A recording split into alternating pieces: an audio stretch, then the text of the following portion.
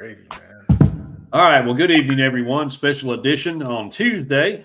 The Irish Hammer here with you alongside my fellow podcast partner on Heavy Pour Sports Network, the Border Rivals podcast. Definitely two of the best looking guys on there, without question. Yeah, we clear by far. Selena trumps us all, but that's true. That's true. As far as the male population goes, this is definitely the cream de la creme here. So that's right. My buddy TStep. T, how's it going tonight, brother? Hey man, it's going great. I'm happy to be on here with you. It's been a while, so long time coming to hop on here together again. I'm honored. I know. You're one of my just all-time favorite guests because one, you know ball.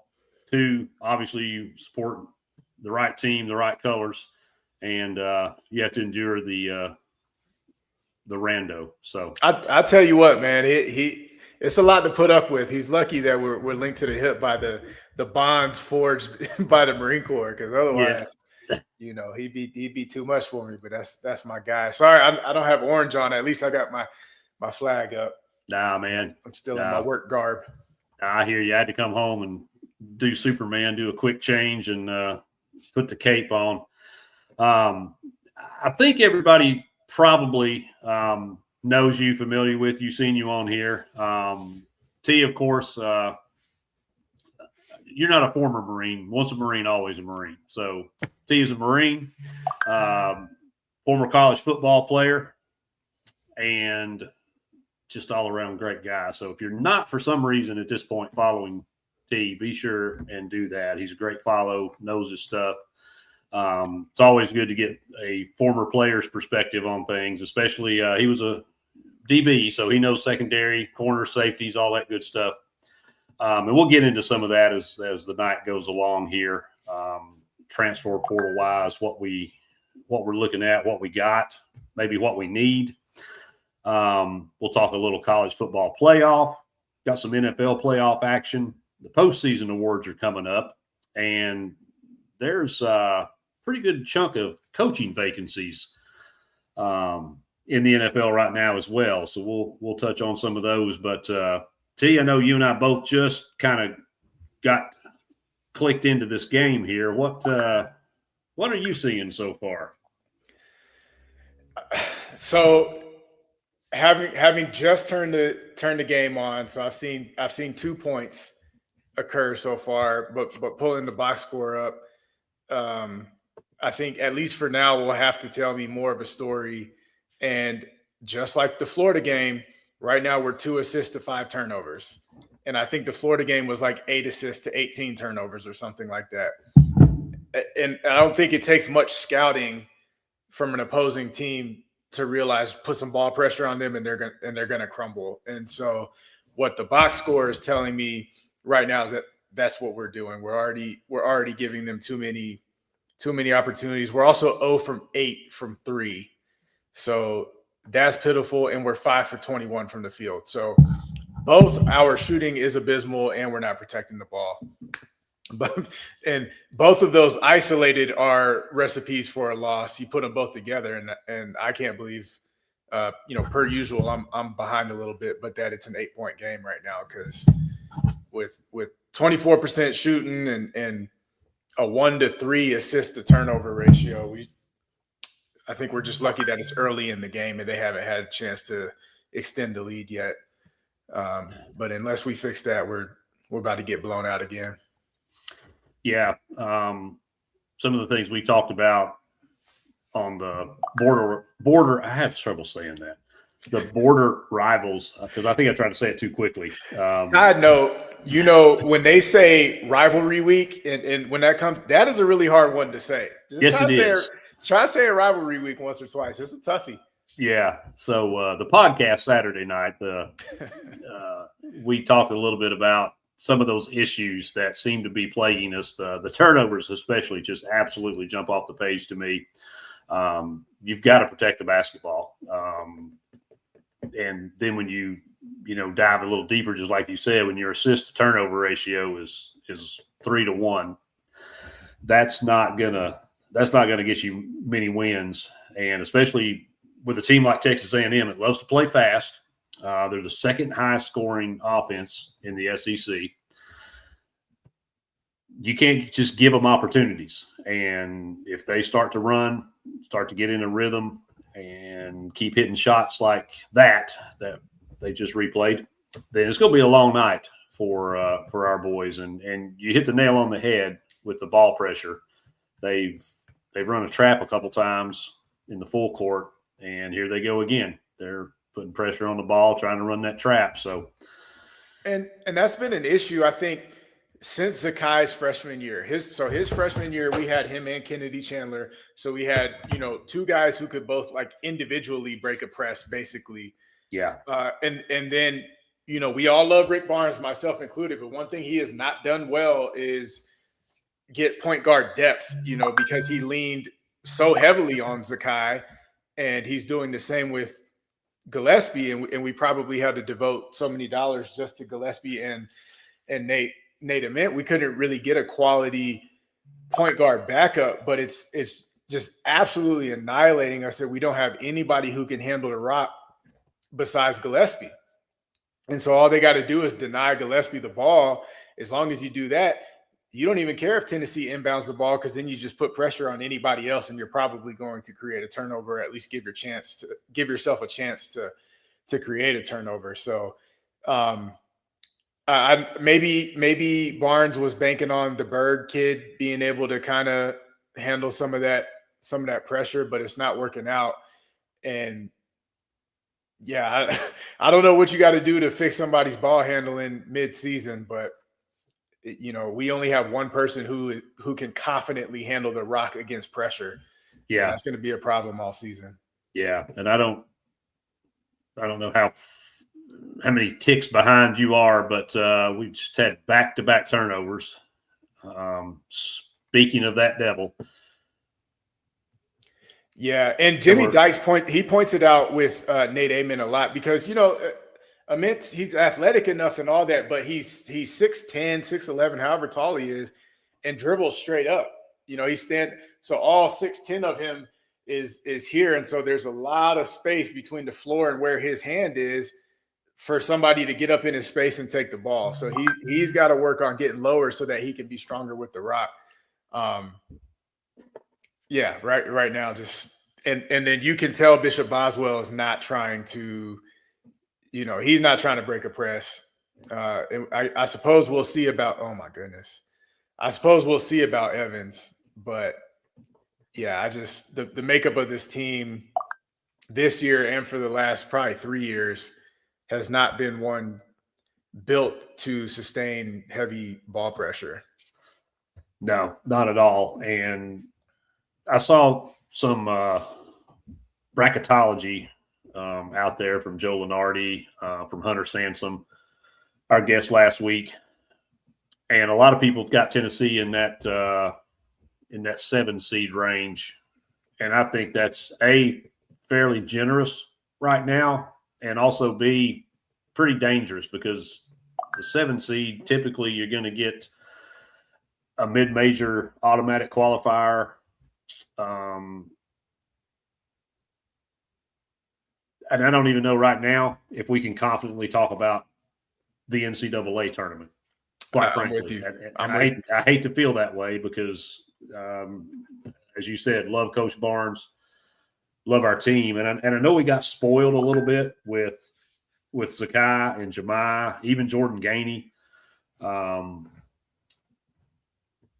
but this doesn't look like a Rick Barnes team of solid defense, protect the ball, shoot good percentage from the free throw line. And there's times that we just kind of don't look like we know what we're doing out there. And that's kind of disheartening, because this is one of the more, on paper, talented teams that Coach Barnes has had. Yeah, I don't know that we have the balance, and losing the kid that I forgot his name now, the one that transferred like mid-season or early mid-season last year that went to Baylor, Cameron Carr. Yeah, that was a big loss. Like, we couldn't tell last year because we had Chaz and Zakai. he would be a feature dude right now. Yeah. And I mean, he's featuring in Baylor, so it's working out for him.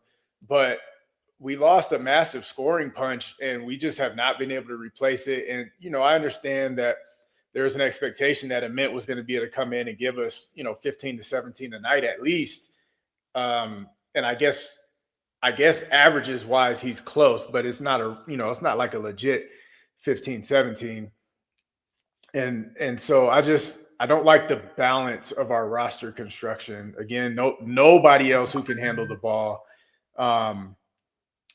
Which, like last year, you could let Gainey run the point for 2, 3, 4 minutes at least, and let Zakai get a breather. We don't have anybody who can even do that. And then obviously we had Chaz who could shoot, Zakai who was running the show, and then you had Felix who was kind of holding down the paint, at least defensively, and then Jemai doing what he does. So we had good balance. And then the year before, obviously their scoring punch with DK, and then still Gainey could help you handle the rock with Zakai running the show and all that. So I just don't see that balance this year. Like Boswell kind of gives us some of that on-ball pressure. He's not what Zakai and Jemai are, but he fits the bill, right, for what we're looking for from a Tennessee player defensively.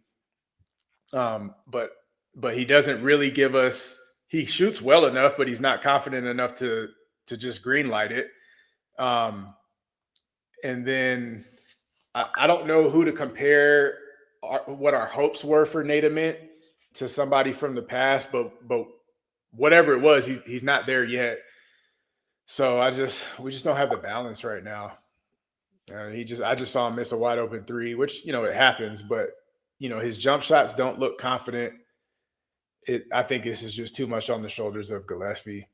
It definitely is. We're gonna run that poor guy into the ground at the rate we're going right now, because he's up in the mid 30s in minutes, like 30, 35, 36 minutes a game, and that's just not sustainable throughout the grind of conference schedule, the tournament or the SEC tournament, and of course whatever postseason looks like. I can't even really speak to that as if it's going to happen. We've got a lot of basketball we got to play between now and March, but it's just that's maybe our primary hope, is that we got a lot of ball in front of us, and maybe something can click for somebody.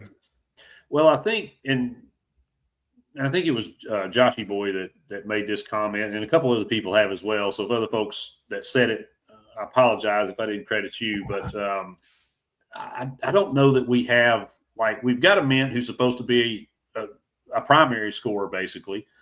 That's really been Jacoby Gillespie.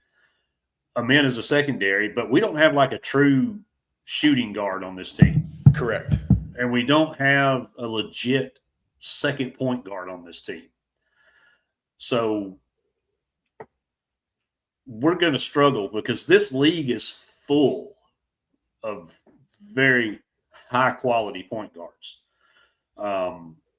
And, you go back to what we saw in the non-con schedule with, taking down Houston, which was a phenomenal win, beating Louisville.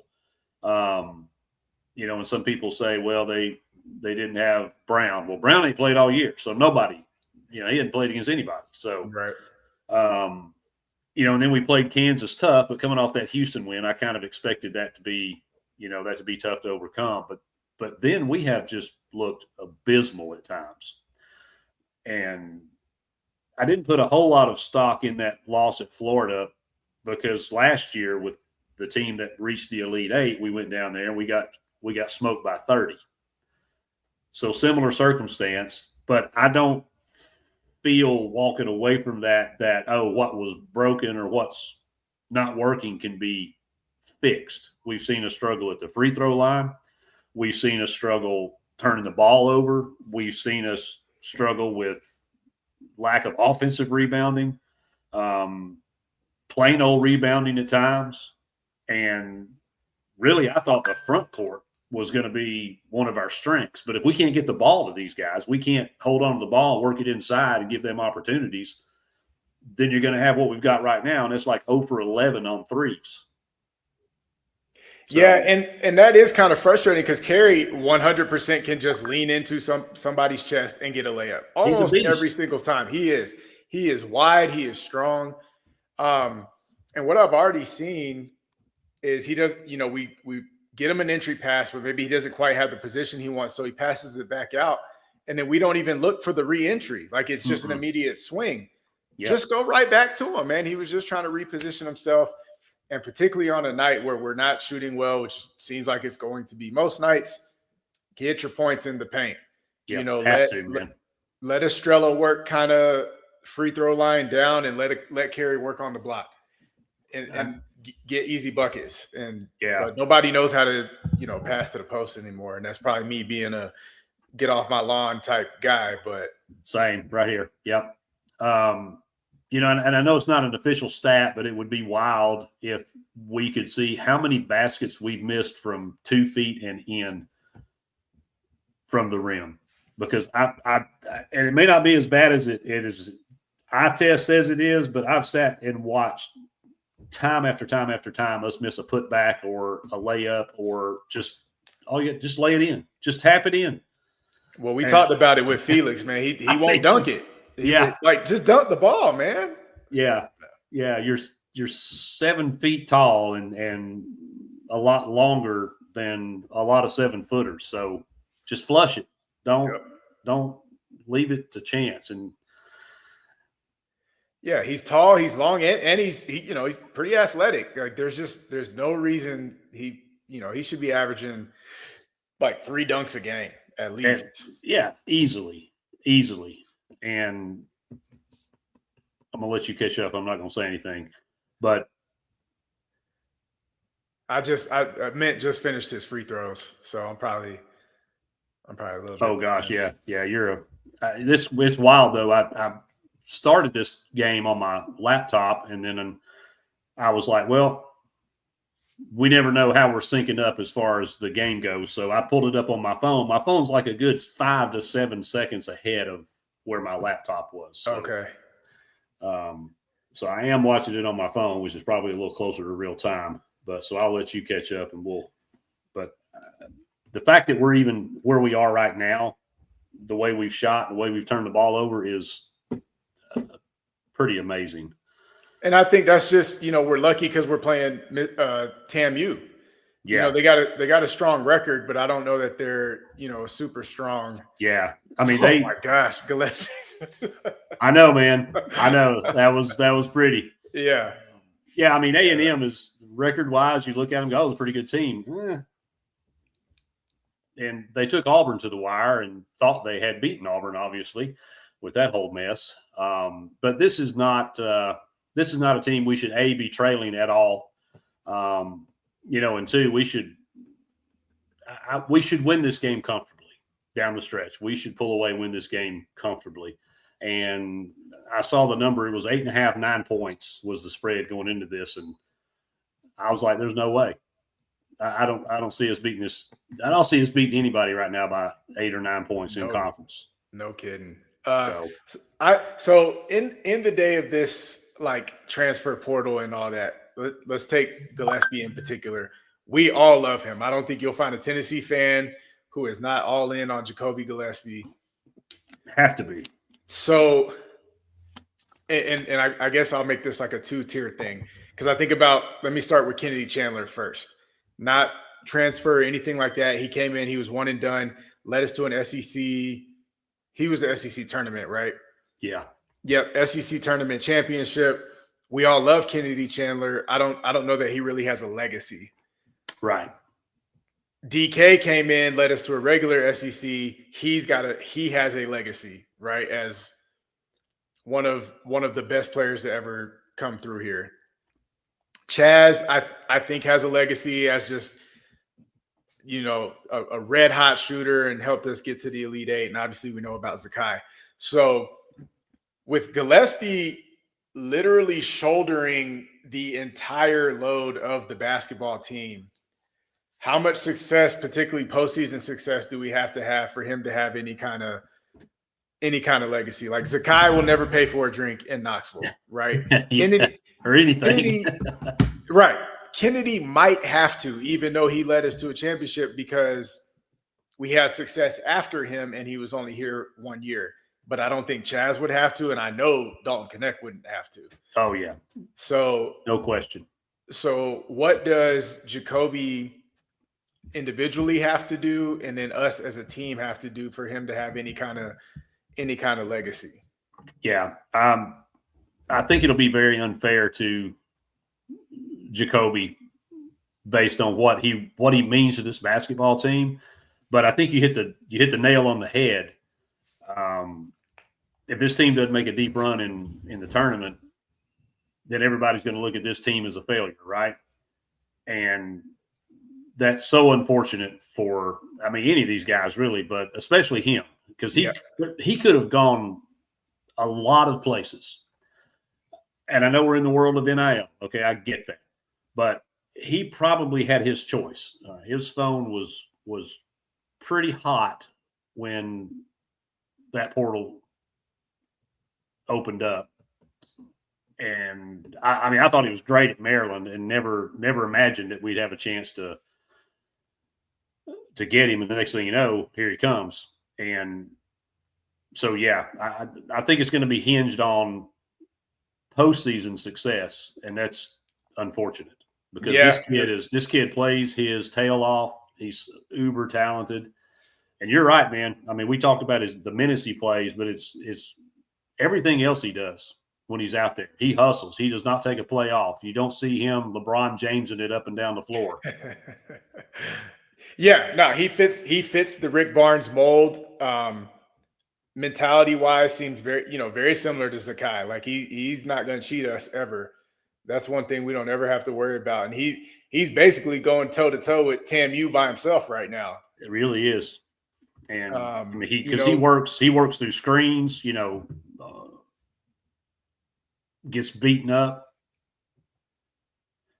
It's just the sheer amount of minutes he plays. I mean, he's got to be just exhausted. He does, and that's what I'm saying. Like, and you could tell he's in phenomenal. Wow, I can't. Words are hard. Phenomenal. Yeah, that. Hey, golly, words are hard. But like, Zakai was special, right? And he was cut from a very, very unique cloth. Like, you think about how quickly he came back from that knee injury, and the fact that he could play 37 minutes a night unfazed. That is unique. I would submit that probably 97% of NBA guys couldn't play the type of minutes night in, night out the way Zakai did. And so, no way. For us to do that to Jacoby, it stinks that he has to do that for us to still get blown out. But the only way for us to even field any sort of somewhat respectable team. Oh boy.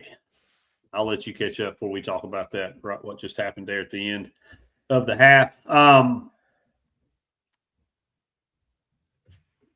great stat, Texas A&M is 12-0 this season when they lead at halftime. So we're going to have to figure some things out coming out of the break. We can start by protecting the basketball. I think that would go a long way to helping some of our issues right now. And then when you get open looks, you got to take advantage of them. And it's very disheartening to see us shooting this poorly at home. Yeah, and I'm with you on protecting the basketball. And like at this point, there's nothing we can do about our inability to handle the rock. But what you can do is you can make smarter passes, pass with better angles, and pass it stronger. Because that's, like guys are going to rip you sometimes. It's going to happen. The turnovers that frustrate me the most are the ones where I see Nate Mint on the top side of the court passing it down to the bottom, and it's just like a little soft pass, and a guy moonwalks to intercept the pass and goes and gets a dunk. Yeah, because we're just lofting these little soft passes. So at least put some crispness to your passes. That could at least cut down 3 or 4 of them. Like you can't really handle the ball and you got the ball and somebody's in your grill, like that's probably not going to look good for you. But what what we're doing with our soft passes and stuff is that's just not the answer. Yeah. And that's something that can be adjusted. Like we're not going to be able to help how well people can dribble right now. We can do something about how we pass. Yeah, absolutely. There's some things that are more difficult to fix in season than others, but there's some drills that are not seasonal. They're evergreen. Right. They're Right. good year round. So shooting free throws, that's always. Passing the ball, that's always. Hustle is always. So, I saw somebody write, suicides all practice for a week. I mean, Yeah. Seriously, dude, stuff like that, stuff like that responds. When I coached youth league and stuff like that, I'd tell them, hey, you're going to run till I throw up. So,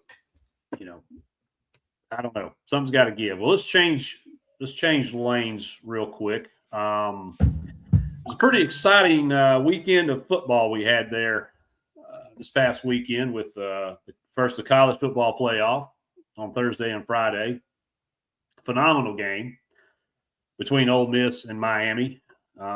Just when it looked like Ole Miss had Miami dead to rights, lo and behold, here comes Carson Beck with some offensive prowess and a drive for the ages. And then the flip side, coming in on Friday night, we saw Indiana do what Indiana has just done to everybody they've played. They just absolutely scorched.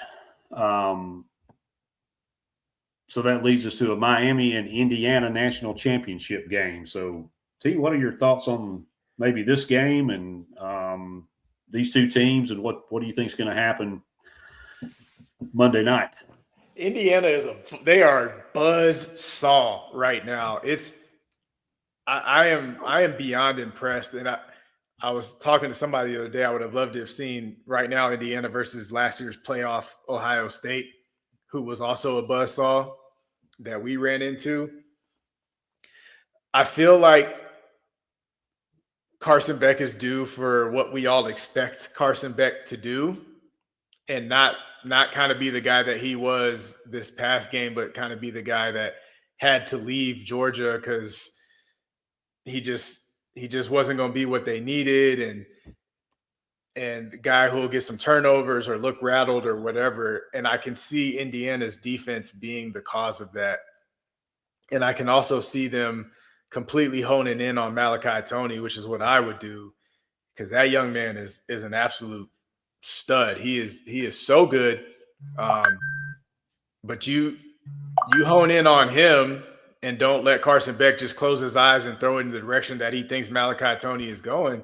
Make him go through progressions and all that. I think you get him shook. So I could see a lower scoring game because obviously we know Miami's defense is also top tier with two of the top defensive ends and Jacoby Thomas doing what he's doing. But I think that Heisman Trophy winner, I think he's a good ball player, and I think he can make a couple more plays than Carson Beck can. So I don't know if I see the type of blowout that we've been seeing to the point where, Indiana just makes everybody that they're playing quit. I don't know that we're going to get quite to that, but I think I still got to lean towards Indiana. Plus, their average age is 24 and all that stuff. So, the older guys with the mortgages and the wives and stuff, Yeah. I'm not surprised that they're a little bit more disciplined team than other folks. And I think that just kind of lends itself to their advantage. And I'm not a Carson Beck believer. I know he looked like a Heisman against us last year, but I'm not a Carson Beck guy.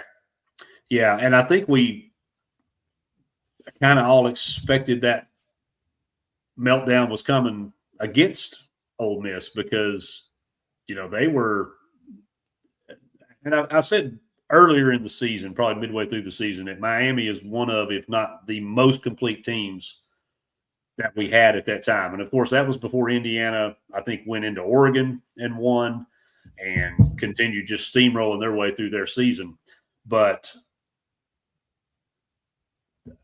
Miami's extremely talented on both sides of the line of scrimmage. And when the playoffs started, I mentioned to somebody, it's line of scrimmage season. And Indiana and Miami are the teams that have the best lines of scrimmage personnel in the playoffs. And lo and behold, here we sit with both of them. But I think the difference is what you just said.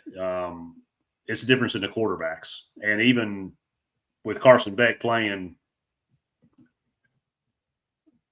a near perfect game, is he going to be able to handle the pressure and the discipline of this Indiana defense? They're not going to catch these guys out of position. There's not going to be a busted coverage like there may have been against Ole Miss. You know, they played, but I'll give Miami credit here. They have played multiple types of games throughout this playoff. They played an absolute rock fight against Texas A&M, held them to 3 points. Even though they only scored 10, what their defense was able to do and keep that team hopeful and in that game was the difference. They got that late touchdown, and the defense locked in. And then you jump ahead to the game they played against Ole Miss, where they were trading punches in the fourth quarter. So we've seen Miami play whatever style that they've had to play, but the problem is here that there isn't any weakness with this Indiana team. Right. Their quarterback's phenomenal. Their offensive line is just super good. Their defense is disciplined. They've got a lot of athletes on that team, a lot of high IQ guys, football IQ guys on that field. And I've kind of been critical of Mario Cristobal from the jump. He's going to get out coached in this game. Yeah. And he's notoriously big games, make some kind of boneheaded call or play or poor clock management. Something jumps up and bites him. And we haven't really seen that bite him to the point it's cost him. All this is a recipe for the wheels to fall off the wagon with Miami. And as much as I have been a believer in them up until this point, I think Indiana wins this game by double digits. Yeah, I honestly, just the way they've looked, I wouldn't be completely surprised. What I do like about Miami is kind of that balance that you talked about. I forgot their running back's name, but you know, he's no James Cook or Adrian Peterson or, you know, obviously nothing like that, but he's just super solid. Kind of the way that he only played there for 1 year, and this was obviously forever ago. But Walter Payton's son Jared Payton played running back at Miami for 1 year and was just super solid. You know, he wasn't sweetness or anything like that, but he was solid. And that's how I feel about this guy, except this guy's a little bigger and he's strong. Mm-hmm. So you got that. Then you have your uber talented big play receiver who can run the entire route tree. You know, he's not just a go route guy. He's not just a post. He'll hit you with comebacks, curls, double moves, whatever it is, and he'll win. So it does give him balance and it gives them opportunity. But with how solid Indiana is, even with that balance, I still think they're gonna struggle. Yeah, I do too. Because I mean, Indiana, they just don't make mistakes. They don't shoot themselves in the foot. They don't have stupid penalties. They don't get caught out of position. Sometimes they get beat because it's just a great play by the other team, but they're not gonna cost themselves the game. You have to beat this team. Exactly. Yeah, you might make a catch on them, but it's not because I'm 8 yards away from you. You're going to make a contested catch, or you know, if you get an 8-yard run, you will have had to break a tackle, you know, at the line of scrimmage first. Yeah. You have to earn everything you get because they won't give you anything. And I just don't have the confidence as good as Miami has been, as solid as their defense has played, as dominating as that offensive line has been at times this year. I think it just comes down to discipline. I think it comes down to coaching, and I think it comes down to who makes the least amount of mistakes. And I'm going to bet on Indiana every time in all three of those categories. So, and I'll trust the Heisman Trophy winning quarterback over Carson Beck any day. Yeah. Any day. What's up, So, Levi? did I turn it off? Like the stove? What is? I love Levi, man. He's awesome. Yeah, he's a good follow on Twitter as well. Usually brings up some good points. Oh yeah. Yeah, Levi's people that I appreciate are ones who generally bring up good points, but then ones that you can have differing opinions with, and they don't freak out and get all all crazy about it. They're willing to have a little bit of back and forth with you, but stay on point without just being like, clearly you don't know ball, or whatever those. Yeah. No Final Fours. Or those. Yeah. Not to mention anybody in particular. Yeah, Rando. But anyway, yeah. So, well, let's talk a little NFL. Okay. We got through our wild card weekend. Any surprises that you saw with the first round games? They still lost, but I'm answering this without actually answering it. I am not as surprised by Carolina playing the Rams so closely as I think a lot of people were. Yeah. So, I went to college in North Carolina. A ton of my teammates are Panthers fans, and just connections and people that I've known throughout the years. And they were like off on Bryce Young, like with the quickness. And I kept trying to tell them, I'm like, yo, Bryce Young can play. Adam Thielen is his best receiver, and he's 36 years old. Like, get this man some players, and he'll show you what he can do. And already, they got McMillan or whatever his name is, the receiver from Arizona, and they made the playoffs, and they were competitive against one of the Super Bowl favorites. Yeah, absolutely. And so I know you said what did surprise me, but it did not surprise me that they actually played that well, because I'm a Bryce Young believer, as much as it pains me to say, because he's a gump, but I like him as a football player, and I believe in him. So and I'm kind of like a closet Panther fan, just because I got a lot of love for North Carolina. So I like to see good things from the Panthers. But I liked that they played them close. I also love Matthew Stafford. I've liked him since he was at UGA, because he's just so good. And he's a likable dude. So I just couldn't help but like him. So I'm glad he was able, particularly because he's at the tail end of his career, to kind of pull it out. Before we keep going, I have a question for you about Puka Nacua. So me and my cousin were talking about this, and he's on all the top 10 lists, top 10 wide receiver, blah, blah, blah, blah. Going into the season, I was like, I didn't think he deserved to be on that list. It's not that I don't think he's good. I do.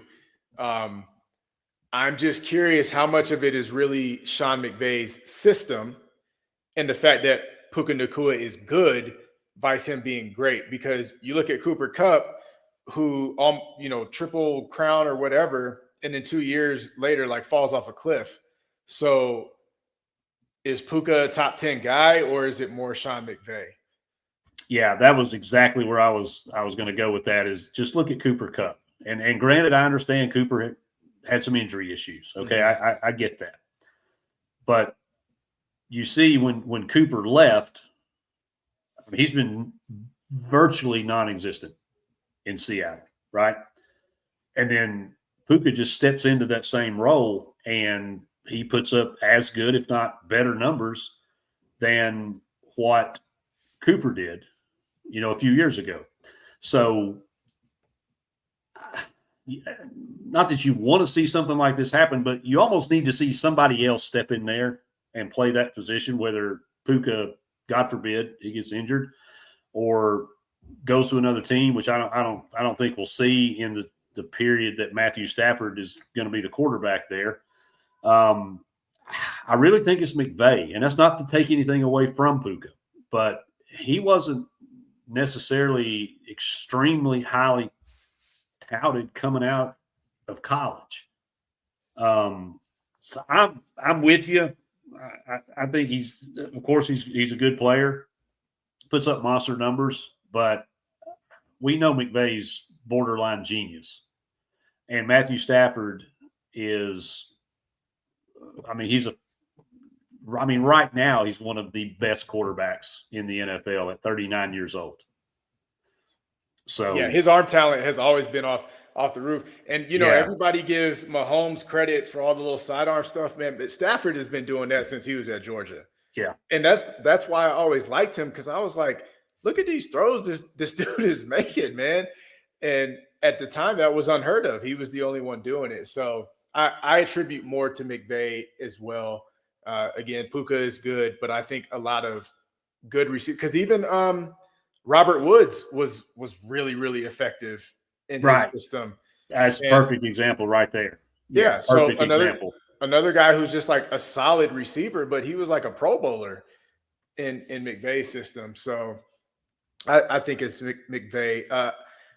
I am surprised with the Bears. I was not a Caleb Williams guy. And to me, this just goes to show what a difference coaching can really make.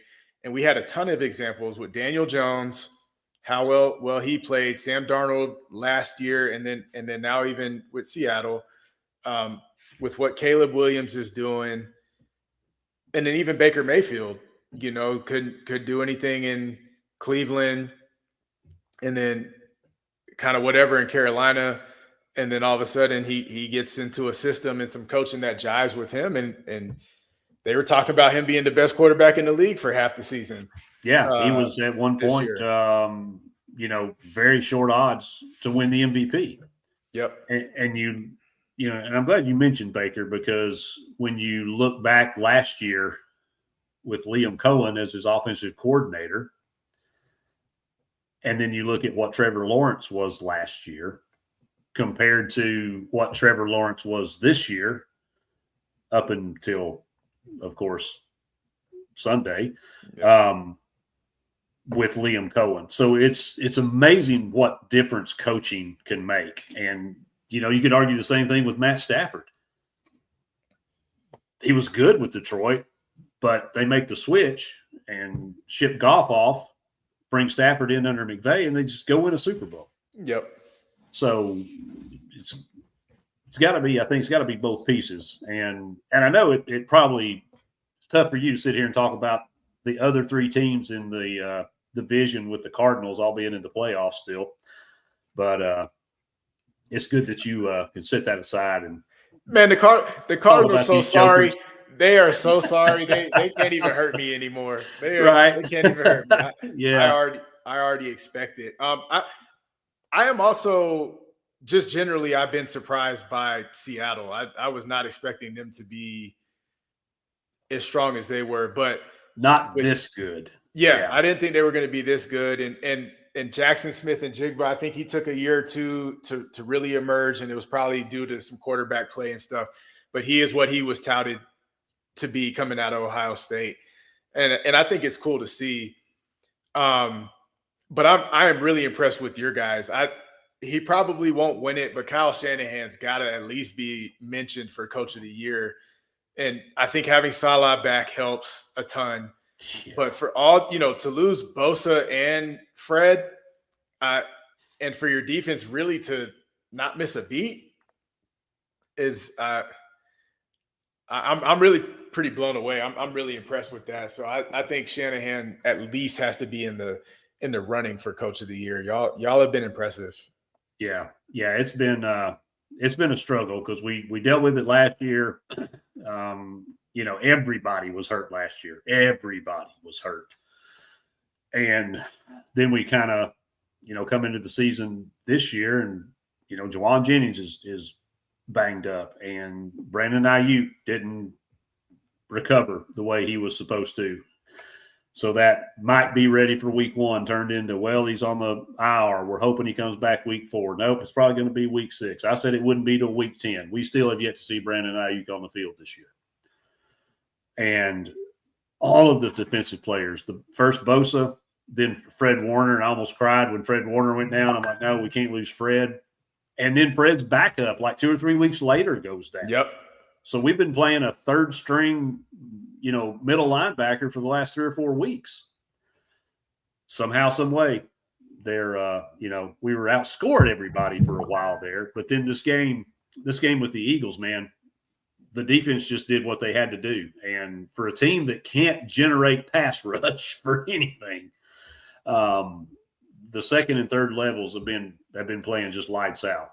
And so, they did benefit from having a not so difficult schedule, but they've also shown when they stood up to the big boys, they split with the Rams, they split with the Seahawks.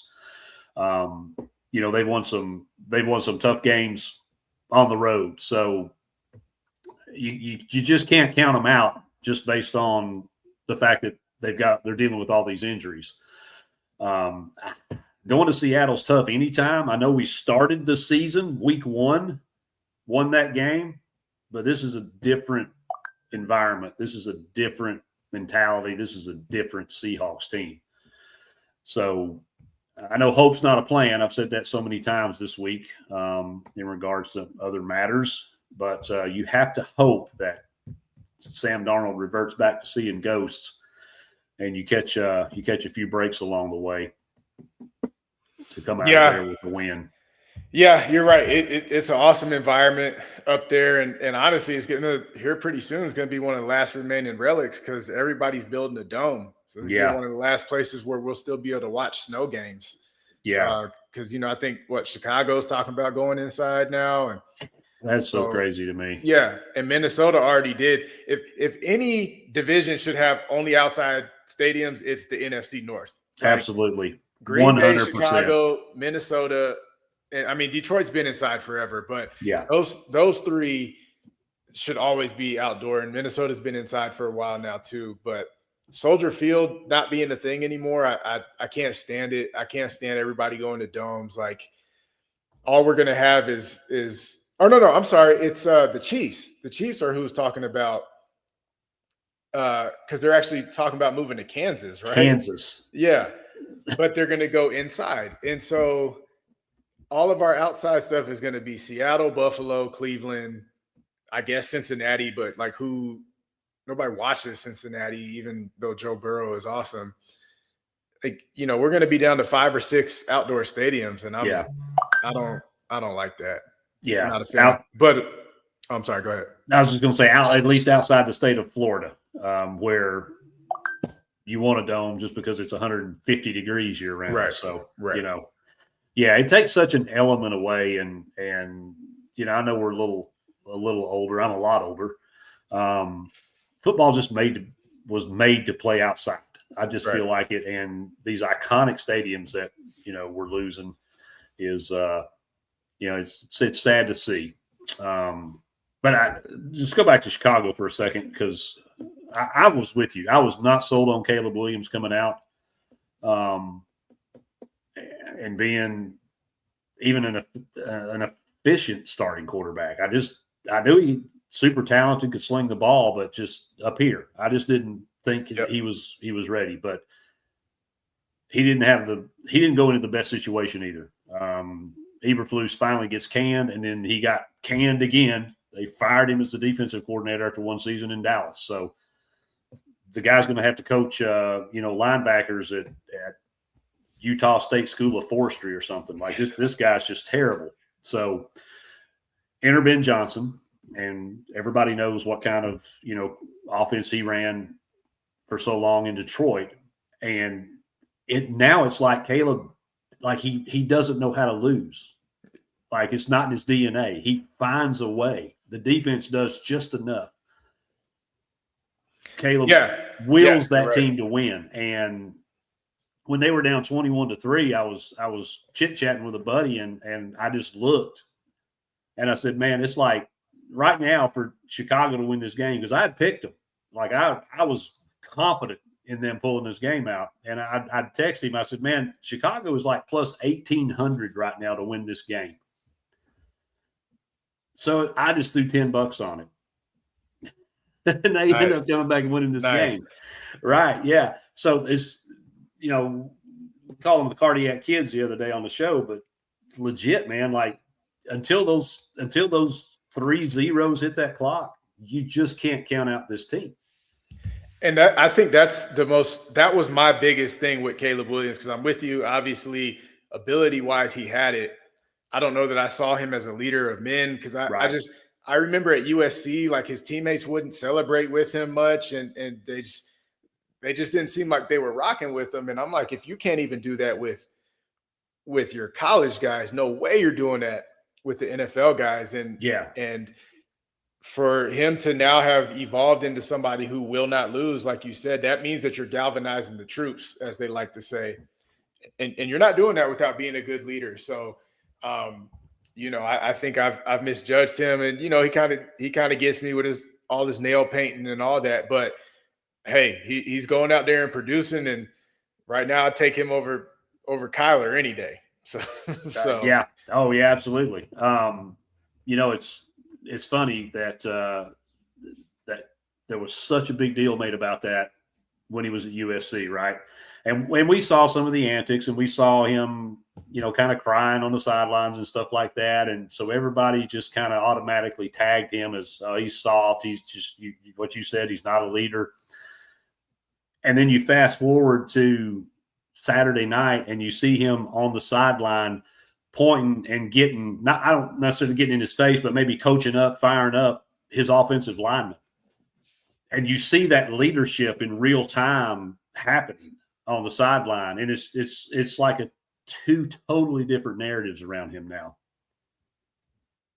Yeah. And I think part of that's coaching, right? I mean, because the head coach has to trust you and have confidence in you to let you go out there and be in those situations. And I think that breeds more confidence and leadership and,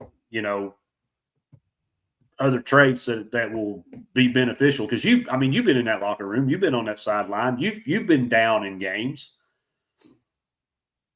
There's certain guys on that team that have a voice that get through to players, right? And that's it, because like just hooping and hollering, that doesn't mean anything. Like you had to have proven it to everybody, so that whether you yell or you come with it calm, like what you're saying matters.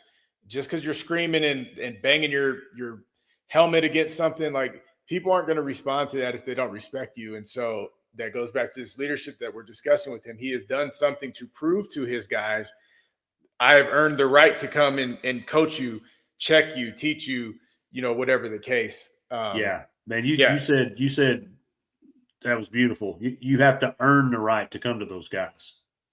So the fact that I see him over there on the sideline and he's got the ear of his offensive line,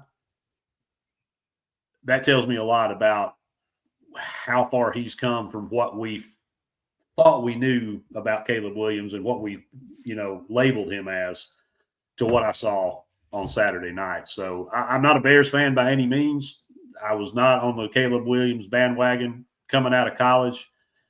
But, dog, I got to tip my hat, because he's done nothing but ball out and win and put his team in a position to bring the Rams to them to get to the NFC Championship game. So that's right. It's been what a story Chicago has been this year. I agree. So what did you take from the game as a whole? Because Jordan Love played well. He did. And people trying to pin this game, because I work with a guy that's a Packers fan, and he's on their message boards and all this stuff. And he said, everybody's blaming Jordan Love for that game. I said, how can you blame Jordan Love? They were up 21-3 at the half. Granted, they only scored 6 points the rest of the game. I understand that. But how do you put this on Jordan Love? I don't understand it. Yeah, I don't think it's on him. I mean, he set his receivers up to play well. Josh Jacobs was kind of stifled, so Chicago did a good job keeping the run game in. But and I guess that's what LaFleur's got to figure out, how to open up, because we all know Josh Jacobs is also a very talented running back. But yeah, it's not on Jordan Love. And I like, they're both young, so I like what that bodes just from a competitive standpoint in the NFC North for, years to come. Love versus Caleb Williams 2 times a year. I'm here for that. Yeah, yeah, and there's just some rivalries in the NFL that they have to matter. They have to mean something. The league is better when these rivalries are actually exist. And Green Bay Chicago is one of the ugliest, most bitter rivalries because George Halas almost got the Packers shut down back in the day. So there is pure disdain for each other, and Green Bay is just absolutely on this rivalry for years. We need this rivalry in the NFL, and we've got two young gunslingers to kind of lead that into the years to come. So it's great to see them. It's great to see them be relevant because it's been a long time, man, since the Bears have really been on that stage. So you're right, and there's not that many teams in the NFL where it really matters if you're relevant or not, and they're one of them. So I'm with you. I think that's a good one. Yeah, absolutely. Dallas used to be, but I think that ship sailed. So till the old man is no longer driving the bus, then I think the Cowboys fans are in for a long road, and it couldn't happen to a better group of people. Yeah. No sweat off my back.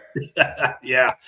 Well, then we saw Josh Allen, Superman again, show up and put the team on his back, refuse to lose. And this is the road is paved, man. There's no Mahomes, there's no Jackson, there's no Burrow. So the path is there. He's just got to go out there and get it. But holy cow, man. New England, Houston. What a performance by those two defenses, and Houston especially. The offense could have went out there, took 3 knees and punted, and Houston still would have won this game 14-6. Yes, and this is a DeMeco Ryans defense. It tracks, and they are fun to watch, and they got some studs. They got some studs over there. I like moves that they make. I like that they were willing to let Stephon Diggs go. I mean, he's not what he was early Buffalo, late Minnesota, but obviously he's still good. But it looks like they've got good player management, they've got good coaching, and they've got good personnel. Like that is the kind of the recipe. And I guess their X factor, it really is the quarterback. Like usually the quarterback is kind of a given. Like, I already know CJ Stroud's going to be good, or I know Justin Herbert is going to be great all season, then he's going to do nothing in the playoffs or whatever. CJ Stroud came in his rookie year, looked like he was the future face of the NFL. And the last 2 years haven't really been that. So we know he's got the ability, but what are you going to get from CJ Stroud? And I think that's really going to determine how far they're willing to, or how far they're able to go. Because you're right, against the Steelers, the defense won the game for him, point blank period, against the 72-year-old Aaron Rodgers and all that. But I think going forward, it's all going to come down to what you're able to get from CJ Stroud. Let's assume their defense will continue to play well, but they are going to have to score some points, take care of the ball, sustain some drives. So I think the Texans are good. They're not one of the teams that matter if they're good in the NFL, but it's cool to see them be good. And I like DeMeco Ryans, liked him as a player. So very, very interested to see what they can do. But I think CJ Stroud he's the X factor, because what am I going to get production wise from him? Yeah, 100%. I mean, it's a quarterback league, so if you don't have that, and his regression has just been kind of head spinning, right? Because he came in the league, rookie quarterback, and all he did is take him to 10 wins and a playoff appearance. And then it just seems like he's just kind of taken a step back each, the past 2 seasons. So hopefully they can get something, because I think he's super talented. And I don't know if it's a mental thing. I don't know if the scheme has changed. I don't know. I just know that he is greatly regressed, and I think Davis Mills coming in, the offense looked like it had more life in it. It looked like it was more efficient. So, not saying that I think they should do something different there. I just think they've got some things they've got to figure out, and he's got to figure out how to operate and be consistent. So, because he had 5 fumbles last night, dude, 5 fumbles, and I mean, you just can't, you can't turn the ball over and win. It doesn't matter the sport. You can't turn the ball over and win. That's right. So he's very fortunate that he's got a defense backing him up. So, yeah, Super Bowl winner. Who do you think's winning it? Who's going to get there? Who's going to win it? I'm a big Stafford guy. I generally speaking, I feel like he also finds a way. He's been there. He's done it. His coach has been there and done it. So I'm a big Stafford guy. We did forget to mention the Patriots Chargers. My one thing with that one, I don't know if I'm surprised, but I'm super disappointed with it because I'm a big Justin Herbert dude. I am too, man. He's got all the ability. He's so good and all that. And now the Patriots are kind of in buzzsaw form themselves right now. He's got to figure it out though. He's still winless in the playoffs, right? Yes. Yeah, and that's just and Lab McConkey can play, and he's not a top 10 receiver in the league though, and so who knows what Justin Herbert might could do if he had a George Pickens or name your top receiver. But and I think their running back was hurt too, right? So they've had some injuries and stuff they had to deal with, but I like to only get 3 points in a game, in a playoff game when you're Justin Herbert. That's kind of surprising to me. Like at this point in his career, 4 years in, 5 years in, whatever it is, with how talented he is, you got to figure out how to get some points somewhere. Yeah, 100%. And I know both their tackles were hurt, and the offensive line was just riddled with injuries all season long. But it looked like Harbaugh finally kind of took the top off of Justin Herbert, and Greg Roman, who got fired today as well, offensive coordinator. They, I won't say but they empowered Justin Herbert to use his legs more this year, which I thought was a big part of his game. We saw it at Oregon, right? Yep. So for him to just be just a pure drop back passer, I thought was a disservice anyway. So I was glad to see that happen. But they as well, I mean, injuries all over the field. Marion Hampton, their stud, rookie from North Carolina goes down. Najee Harris had that freak eye injury in the offseason, became a non-factor. So, and then they brought Keenan Allen back, and I thought, the way Ladd came on the last half of last season, they bring back a familiar face in Keenan Allen. Quentin Johnston apparently spent some time with the jugs machine because he actually caught a few passes this season, right? So it was still hard to kind of explain 3 points in a playoff game. And don't get me wrong, the Patriots obviously surprise of the league this year, we'd have to say. Yes. But they also played a very weak, probably the weakest schedule in the NFL. And that's not to say they're not talented and they can't, go far in this playoff, but this was a battle-tested Chargers team that just went in there and just absolutely fell flat on their face. So, yeah, I was very surprised. I thought the Chargers had a legitimate chance to be in that game to the end, even maybe pull an upset, but they just never got any traction. So, Yep. So I'd like to see him eventually do better, but I think you see the Bills and Rams in the Super Bowl because like you said, most of Josh Allen's speed bumps they're out of the way this year. This is your chance to strike while the iron's hot. But then I think he's going to run into Byron Young and Vol for life. That's right. And the Rams and Stafford, and I think they pull it out. But that's what I think we see in the Super Bowl. Yeah, and that would be a bad matchup for the Bills because the strength of that Rams defense is their front seven. They can be beat on the back end, Problem is Josh Allen didn't have anybody to beat them with Okay. on the back end. I mean, his top receivers is running back and his tight end. So that's not a good recipe for taking the Rams down.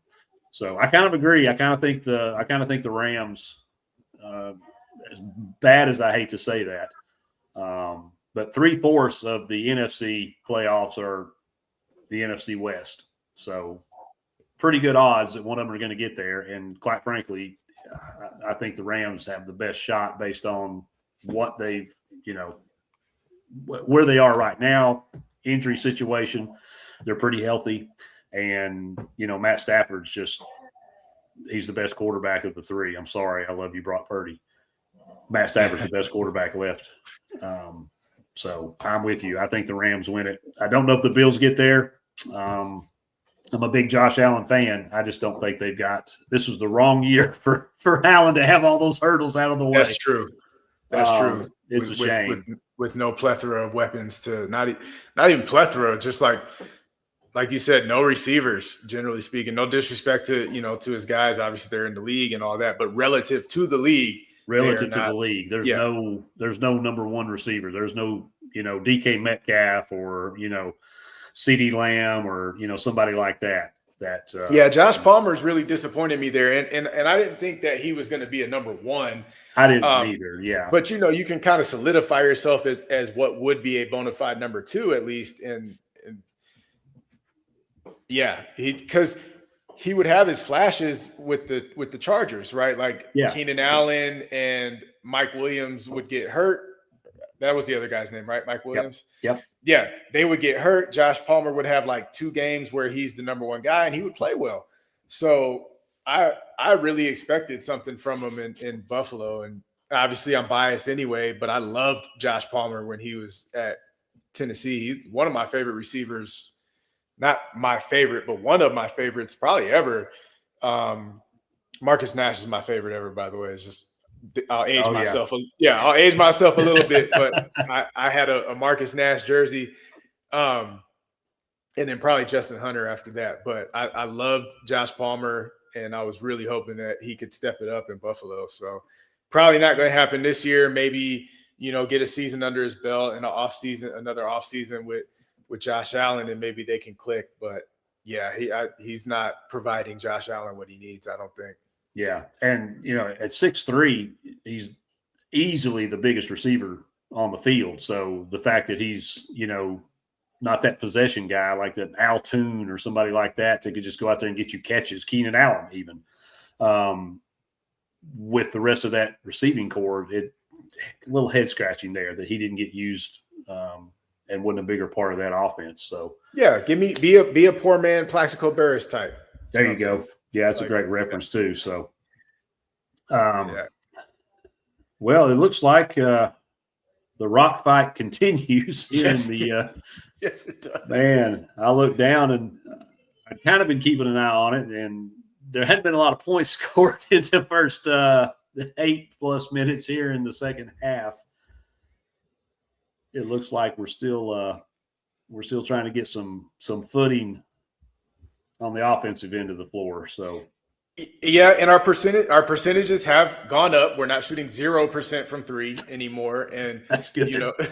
So we have made some threes, but we're 4 of 18, which is still pretty abysmal. But here's the thing: I mean, it is our scoring. Our defense is doing what it's supposed to do. Like TAMU is shooting 37% from the field.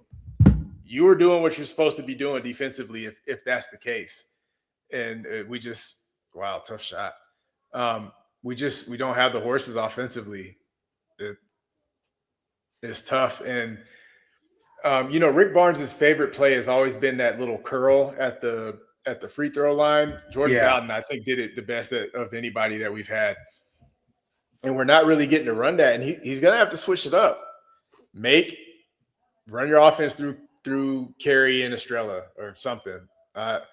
I don't know, but the typical offense that we've been doing at this point is, to me, starting to prove that it's not going to be effective this year. Like our shooting is always bad, save for like Houston and Texas. and maybe Louisville. Louisville Yeah, was pretty good. yeah, but our shooting is bad, and got to find a different way to score. Yeah, Like get your primary amount of points. And Ament had that good game against Florida for no reason, and then now he's right back to having 23 minutes and 4 points. Yeah, So, out there doing cardio again tonight. Yep. And then Evans, I'm not prepared to call it fool's gold. I don't think we can, obviously we're not expecting 21 something points from him, but he's pretty much had duds offensively ever since that was Louisville, right? Where he did that? Yeah. I think it was Louisville, yes. Or no. We lost the game that he scored a bunch of points. It was against who's a good team that we played? Kansas, Illinois. That's who it was. Illinois. I think Illinois. He scored, yeah. But besides that, we've not gotten offensive output from him. But what I like is he finds a way to still contribute other ways. He'll get you some rebounds. He'll play good defense and all that. So I still have no issue with him playing. I just don't think we can expect offensive output from him either. And I wish Ament could at least learn that from Evans. All right, hey, we're not going to get a bunch of points from you, but you're 6'10". Get 1 or 2 blocks, stick your arm out, get 1 or 2 steals, get some rebounds, be long, make a defensive, find a way to impact the game besides just points. Just scoring, right. Yeah, 100%. Because that's not going to be your contribution this year. Yeah, 100% agree. You mentioned the defense. Sometimes we judge this team, I think, more so by last year's team defensively than kind of what they are. This Texas A&M team, man, averages just under 94 points a game, and they're sitting here under 50 at the 10-minute mark. So defense is not our problem, even though I know we are critical at times of this defense, but this is not a Zakai Ziegler, Jemai Meshack, even Jordan Gainey was a great on-ball defender. We don't have those guys. So the fact that we're holding A&M right now to what's probably going to end up being 25 points or so under their average, we really don't have the issues defensively. We've just got a mess on offense that we're going to have to figure out. Yeah, and we give up too many points off turnovers, which is how teams can make up for the fact that we're still kind of going to kind of stifle them defensively. All right, cool. I'll get 12 points off steals and y'all just doing dumb stuff. Yeah. Yeah, and you think about it, man, if we can cut the turnovers down, those are more possessions, right? And if we can score half of those possessions that we don't give away, the offense will probably be fine. But we shoot ourselves in the foot.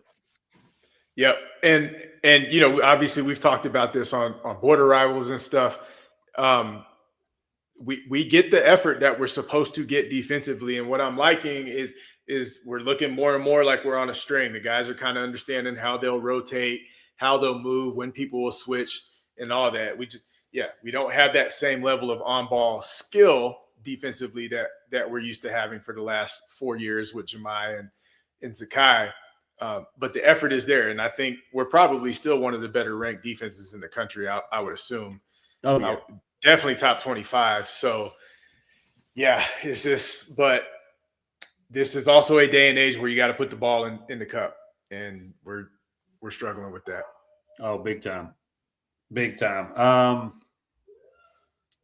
think I want to say we're 13th in defensive rating. Okay. In KenPom. Let me make sure this is updated. It may not be. It looks like it is updated, yeah. So we're still 13th in defensive rating on the KenPom. So clearly the defense is good enough to take us places.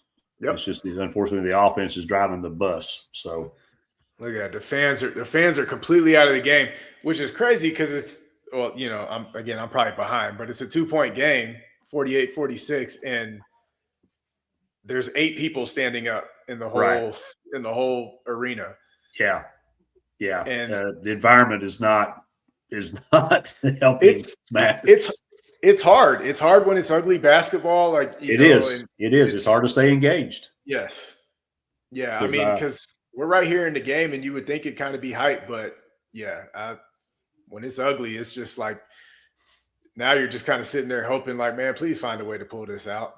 Yeah, yeah. With the lack of points. I mean, we all know that everybody loves the long ball. Everybody loves the dunks. Everybody it's points, points, points. And I can appreciate great defensive play. Don't get me wrong, but it is tough to breathe life into an arena when you haven't even scored 100 points in the game. That's combined. Right.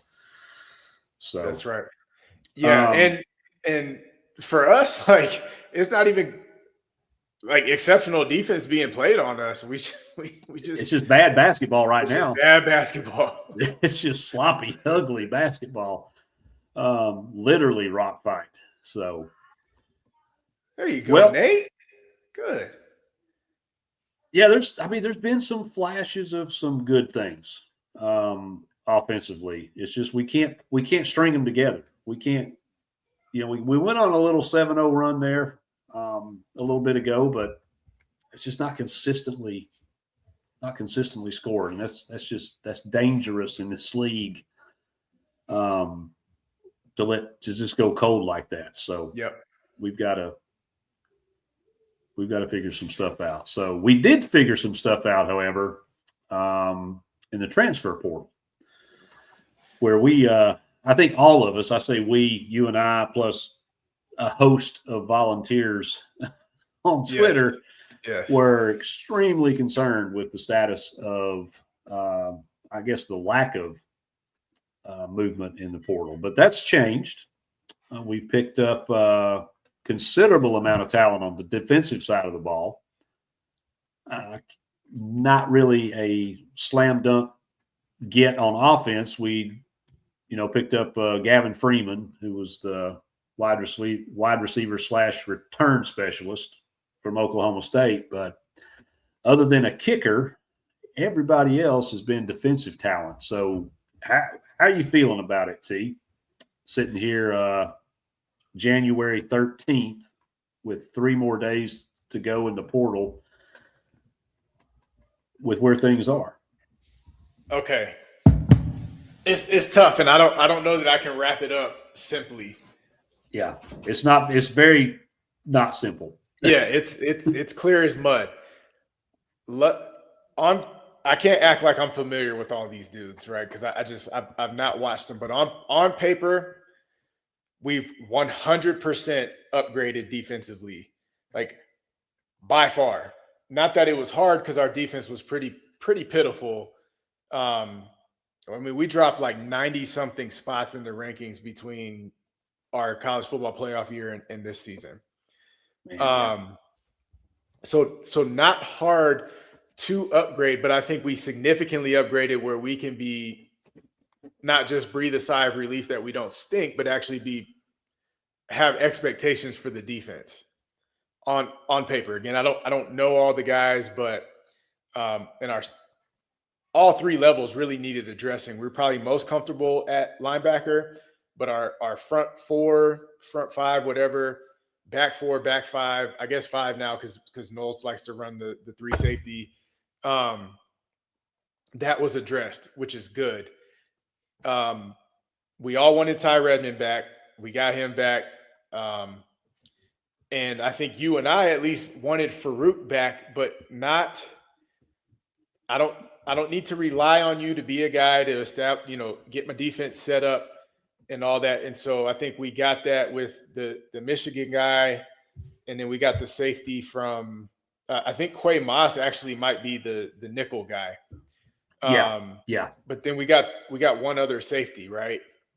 We got DeJuan Lane from Penn State. Penn State, thank you.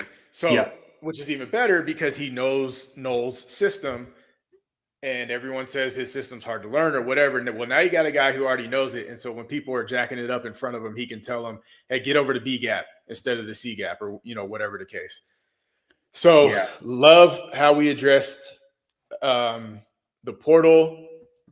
I don't know if we went into it on the defensive side without a plan. Was Knowles still trying to figure out his targets, or was he just very deliberate about it? Either way, on the defensive side, I think we get at least on paper, I think we get an A minus. I think so too. I would grade it some flavor of A. Yes. And one thing we did, and I had talked with was talking with Jim from the 1796 podcast a little bit, not on the show, just through Twitter, messaging, whatnot. And I said we need to get at least one player at every level on our defense that's played for Knowles, whether it was Penn State, Ohio State, whatever, that's played for him, that understands his system, that can help bring along, the new to you guys and the young guys. Because everything we've heard about Jim Knowles is it's a very complex defense. So the fact that we got 4 Penn State players and potentially could get Aaron Scott, the cornerback from Ohio State, I think that was so critical to being successful in this transfer portal. So hats off to Coach Knowles, his staff, because they brought in some fantastic players that we know. We've seen these guys play. Like Chaz Coleman, no secret. Knowles relies on that Leo, and he got his guy. Then Amari Campbell at linebacker, Xavier Gillum at defensive tackle. So we got 2 guys on the defensive line that have played in this system. And then, of course, DeJuan Lane, we just mentioned, the safety. Picked up TJ Metcalf today from Michigan. Which I thought was solid, because you and I talked. That's great that we got, Moss. We need another one. Well, we got 2 more.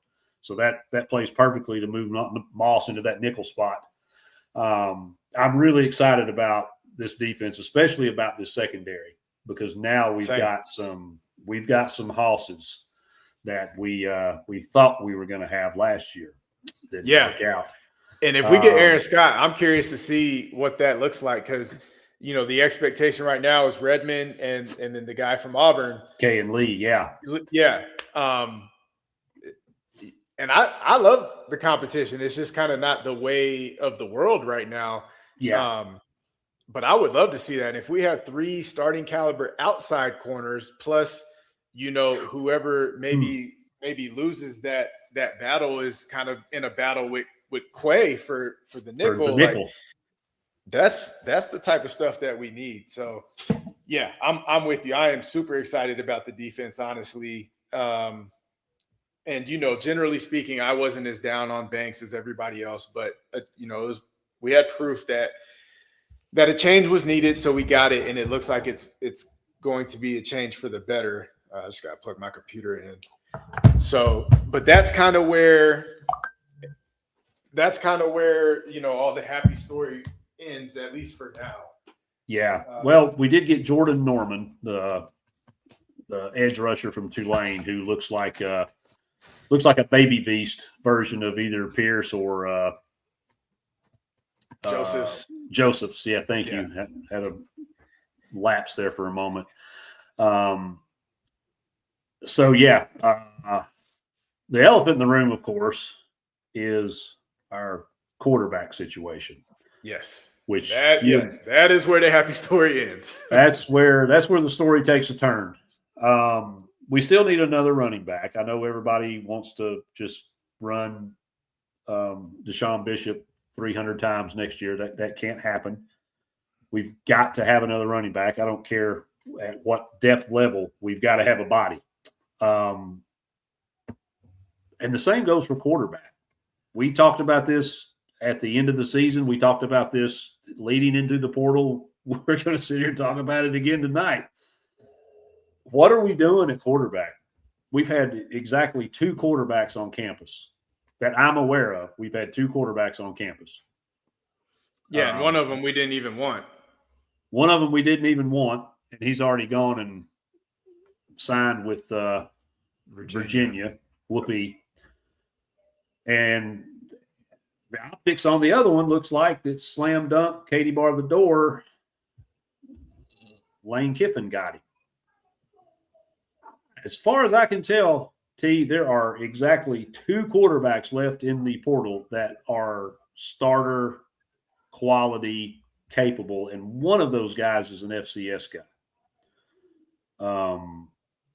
Eli Holstein from Pitt, who started halfway through the season. I think he started due to injury, and then he kept the job because he was pretty efficient. He was playing some pretty good ball. And then the kid from Western Kentucky, whose name is escaping me at the moment. Those are the only two dudes left that have any kind of significant starting experience. What are we going to do? What do you think is going to happen with this situation? Yeah, I don't know. So we're in that group chat on Twitter with a bunch of guys from who are Vols fans and have a lot of insider insight that we don't have. And they posted in there something about our coaching staff's concern is a 2 out of 10. And that just doesn't track to me because you don't offer Sam Levitt $6 million, $7 million, whatever it is, keep him on campus for 3 days, have him playing video games in the stadium and all this stuff if you didn't feel like you wanted him. And if you only have a 2 out of 10 concern at quarterback, you don't want him. Like if I have no concern at quarterback, I'm not trying to bring someone in, at least not a Levitt caliber person. Like, not that yet. We need 3 quarterbacks just on the roster, but go grab you an FCS guy for some depth or something. So I'm not sure what the plan was. It seems to me that we were operating off of the Hope COA, and you say it the same. It's something that we're taught in the Marine Corps. Hope is not a COA, a course of action. Yeah, hope is not a plan. Yeah, hope is not a plan. Exact same. Hope is not a COA, and it seems like we were doing the Joey Hope thing, just hoping that he would get his extra year. Therefore, we weren't going to sign anybody because we need to wait to find out what happens with Joey. And while I've been clamoring for Joey, I wanted Joey back. That was not the appropriate business approach. And so we've missed out on your guys from Old Dominion, from Harvard. If we want to go smaller style, like maybe the guy I liked from Stokes from West Florida, we missed out on everybody. And it doesn't even seem like we kicked the tires on them. And that's, I think, the more frustrating part for me. Like, if other teams outbid us and stuff, okay, hey, money talks, there's nothing we can do about it. But the fact that we didn't even throw our hat in the ring with 3 guys is frustrating. So I give it a C- at best because it seems like we were pretty planless. Now, generally speaking, the trajectory, the path that we all like to see is let an older guy school a younger guy, show him the way that it's done, and then let the younger guy go out and spread his wings. So theoretically, George McIntyre kind of got some of that. He got a year under Joey. He got to see how to prep, how to practice, how to lead, how to study. I think Joey is a prime example to learn from. Absolutely. And so theoretically, all right, McIntyre, now it's your turn. The frustration is we all are banking on Faison Brandon being our future. And now, it's just going to be a young guy trying to learn from a young guy. And not that it can't be done, but there's value in having a veteran, even if he's going to be a depth guy, in the room. And we don't have that. To teach Faison, like, hey, I'm just being facetious here. I've been at Michigan State for 3 years and sat behind so-and-so. So like, no, I wasn't the one playing, but I can show you what we're looking for on film. I can show you the types of things to do in the offseason with your guys that were impactful, all that kind of stuff. We got to have that. Even if you're going to give McIntyre his chance this year, that's fine. But you got to have a veteran in there, I think. And yeah, it's our approach to quarterback has been frustrating to say the least. And I give that C-, D+. So I think overall that gives our portal probably a B-, carried almost 100% by the defense and that special teams pickup we got from the Oklahoma State kid. Yeah. I'm a little tougher on this because regardless of what our position was on Joey, If it was we're putting all of our eggs in the hope that Joey comes back basket, okay, if that was the plan, that's fine. But your backup to that plan is exactly what you just described.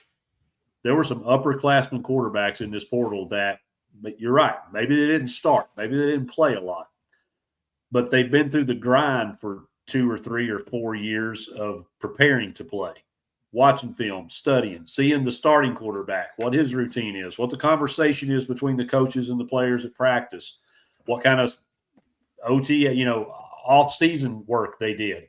So many things that could be brought to a young kid that has only been in the system for a year or is coming fresh out of high school and hadn't taken his first snap, even at practice at the collegiate level.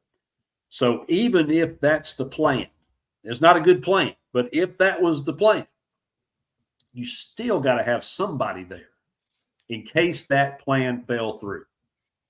And we totally whiffed on that. Yep. It would not have cost that much money to go get a guy like that. Rent a leader for the locker room for one season. That wouldn't have been pricey at all. And T, you know it. I know it. Everybody that watches football knows it. The quarterback position is the most critical position on the team. You cannot afford to miss getting a quarterback. So for me, if we don't come out of this with at least a starting capable quarterback, I don't care if the guy ever steps foot on the field in live competition, but if we don't go get a starting quarterback, this offensive transfer portal is the lowest grade that you could possibly give. That's fair. It's an F. It's an F for me. And if our head coach wasn't a quarterback, it may not be as bad. It is absolutely fair. I think you're right. The more I'm thinking about it, because we didn't have a whole lot we needed to address. And just that little bit that you needed to address, you didn't do. Yep. The one thing that you had to, it's like going to the grocery store. Your wife sends you to the store. I got to have eggs to bake the dessert to take to mom's or whatever it is, whatever that looks like. The one thing that she sends you for. And you go get all this other stuff, and it's great that you remembered all that other stuff, but you come back without eggs. T, what happens? You go right back after you get a thrashing. Yeah, story of my life right there. if once you pick yourself up off the floor, shake the cobwebs loose, stop the bleeding, find your keys, your wallet, everything that you lost all over the house, you go back and you get eggs, right? That's right. We didn't get the eggs, man. Yeah. And as great and as excited as I am about the defensive players in this group, it's all going to be for naught if we don't have an answer at quarterback. And if that answer is already in the locker room, that's fine. I'm perfectly fine with that. We got to get somebody. We got to have a third. Whatever happens in the spring, whatever happens in summer, fall camp, and whoever steps foot on that field, going to get 100% of my support. But if we don't get somebody that's got some level of ability and experience, this is a complete disaster for this cycle. Yeah. I'm sorry. No, you're right. I think that's a completely valid point. I mean, we couldn't even get the Louisiana Lafayette running back.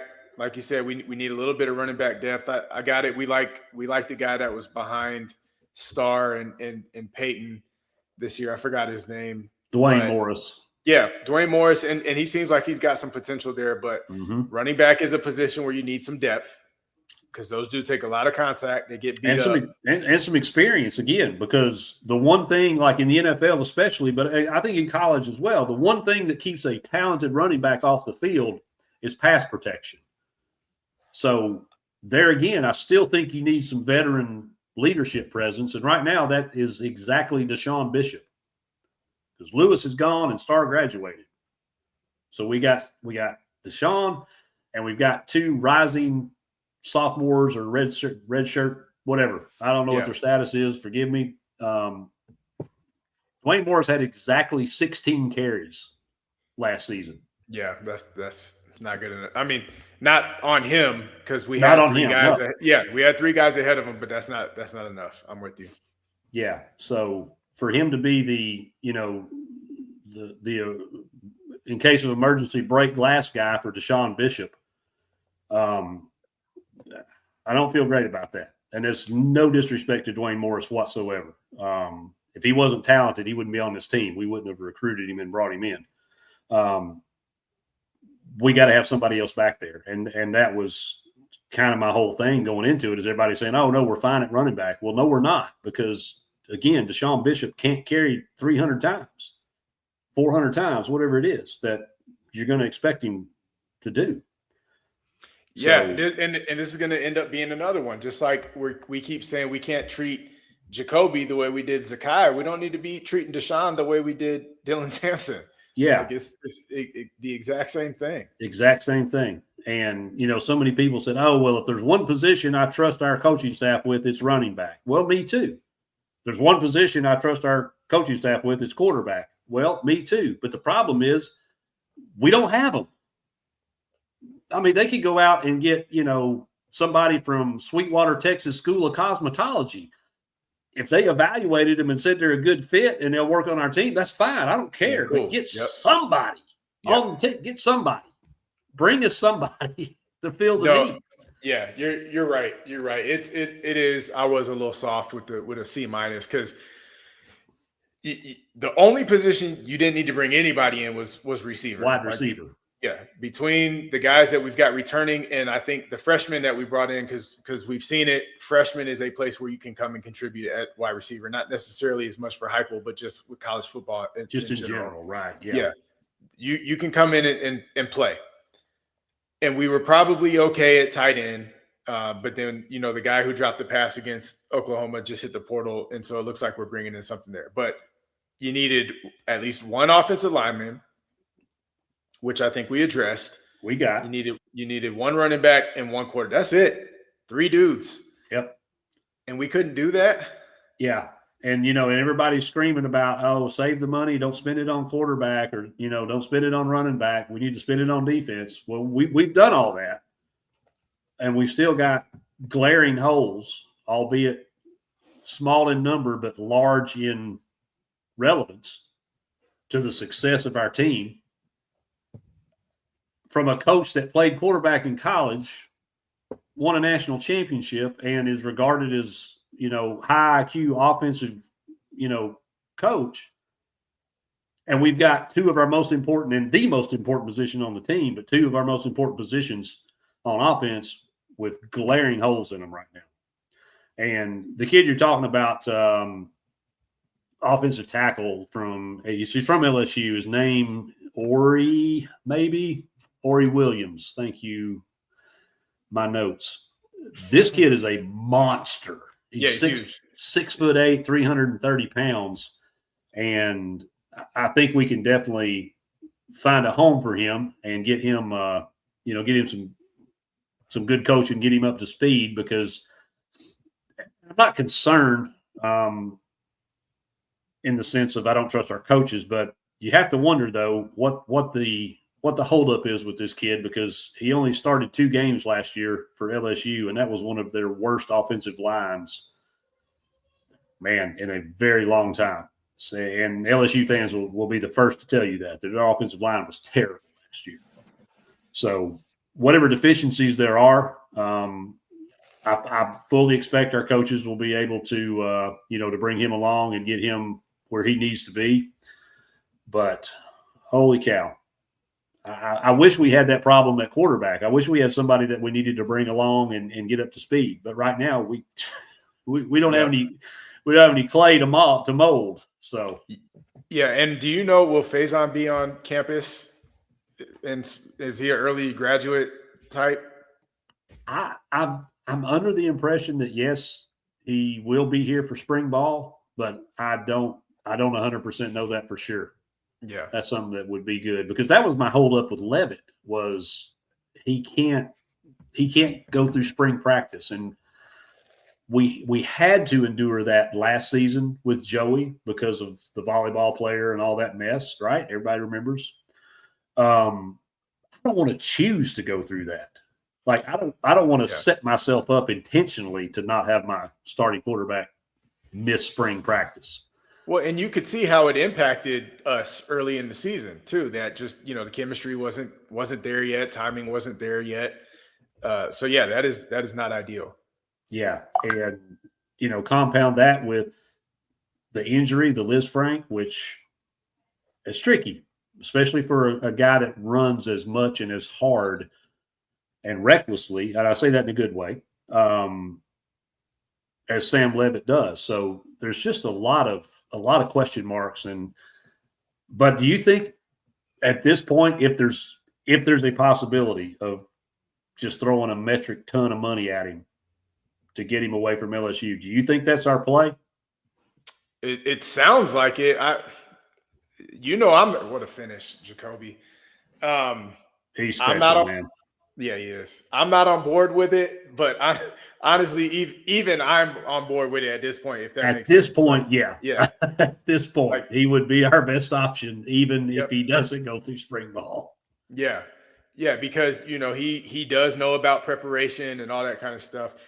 I want someone who can lead our team this year, but I want someone who can help develop Faison because I'm all in on the Faison Brandon thing. Yes. And what would be cool is if George McIntyre could go out, have a cool season this year, and then transfer somewhere else and do it the right way and flourish. I'm cool with that. And let's let Faison do his thing. But I would love for Faison to be able to learn under Joey would have been ideal, but a veteran. So it does seem to me at this point it has to be an FCS guy, which again, they know how to prepare and all that just as good as any quarterback that you think of. Maybe they don't have the ability level, but all the off-field stuff, even at the Division II level, we did just the same. We're just not as good as as the SEC guys. But I know how to watch film. I know how to key weaknesses and strengths of receivers and all that, just like they do. And that's really what I want for Faison is somebody who can teach him that stuff. And coaches will teach him, right? But what you see from a player perspective is just always slightly different than what a coach sees. Yeah, and you're going to respond to coaches differently than you will, players, your teammates. So both are important. I guess is what I'm trying to get at is you got to have both. So, and I hope with Faison, just because I guess we've been bit by this, is highly touted freshman coming in. Maybe he sits, maybe he's forced into action. We don't know. Man, we got to keep somebody and have some continuity at quarterback and develop a guy, right? I know we all thought that the volleyball player was going to be the guy. And so it's not necessarily fair to, criticize Coach Heupel or any of the coaches for being in the situation we're in. When Josh got here, he had to go get transfers, and we rode those guys for, 2 or 3 seasons collectively. And then we got the big high-profile recruit. He waited his turn, he played, and then the wheels fell off. None of that's any of our coach's fault. And I see the mercenary quarterback thing, with the NIL deal where everybody gets a new starting quarterback every season. Mm-hmm. I don't think that's a sustainable formula for success. Otherwise, we just shouldn't bother recruiting these guys and just go get the most expensive quarterback in the portal every year, right? So, yeah, I'm with you because there's just value in having experience in the system, and so even if you're the most talented guy, you'll come and be successful. But if this guy is a 100 as a transfer who can come in and be successful, I'd rather have the 85 who's been in the system for 3 years or 2 years. 100%, man. I think would have more success personally. So, and we saw it. We saw it with Hendon Hooker. And honestly, even Milton just couldn't make the throws, but he made the right decisions Yes, he He did. read the defenses appropriately and all that. He would just overthrow everybody by 15 yards. Yeah. But you could tell he knew the system inside out. And Nico, you could tell they had to limit the system a little bit, but he was careful with the ball. He generally made pretty good decisions. He also just couldn't really hit the throws. Like, being in the system matters and it helps. So that's why I would value somebody who could come and teach Faison some things, and then he gets to remain in the system. Yeah, 100%, because you saw what the offense looked like with Joey versus what the offense looked like under the volleyball player. It looked like two different playbooks. Yep. Because we ran Dylan Simpson flat slap into the ground. Yep. And then this year, we had Deshaun Bishop, who just barely scratched, a little over 1,000 yards. And Joey was the SEC's leading yardage passer. So experienced quarterback matters. And you're talking about a guy that came in and learned the playbook in, 15 minutes on break. So remarkable what Joey Aguilar did and what he means to this program. I mean, I think everybody fell in love with his family.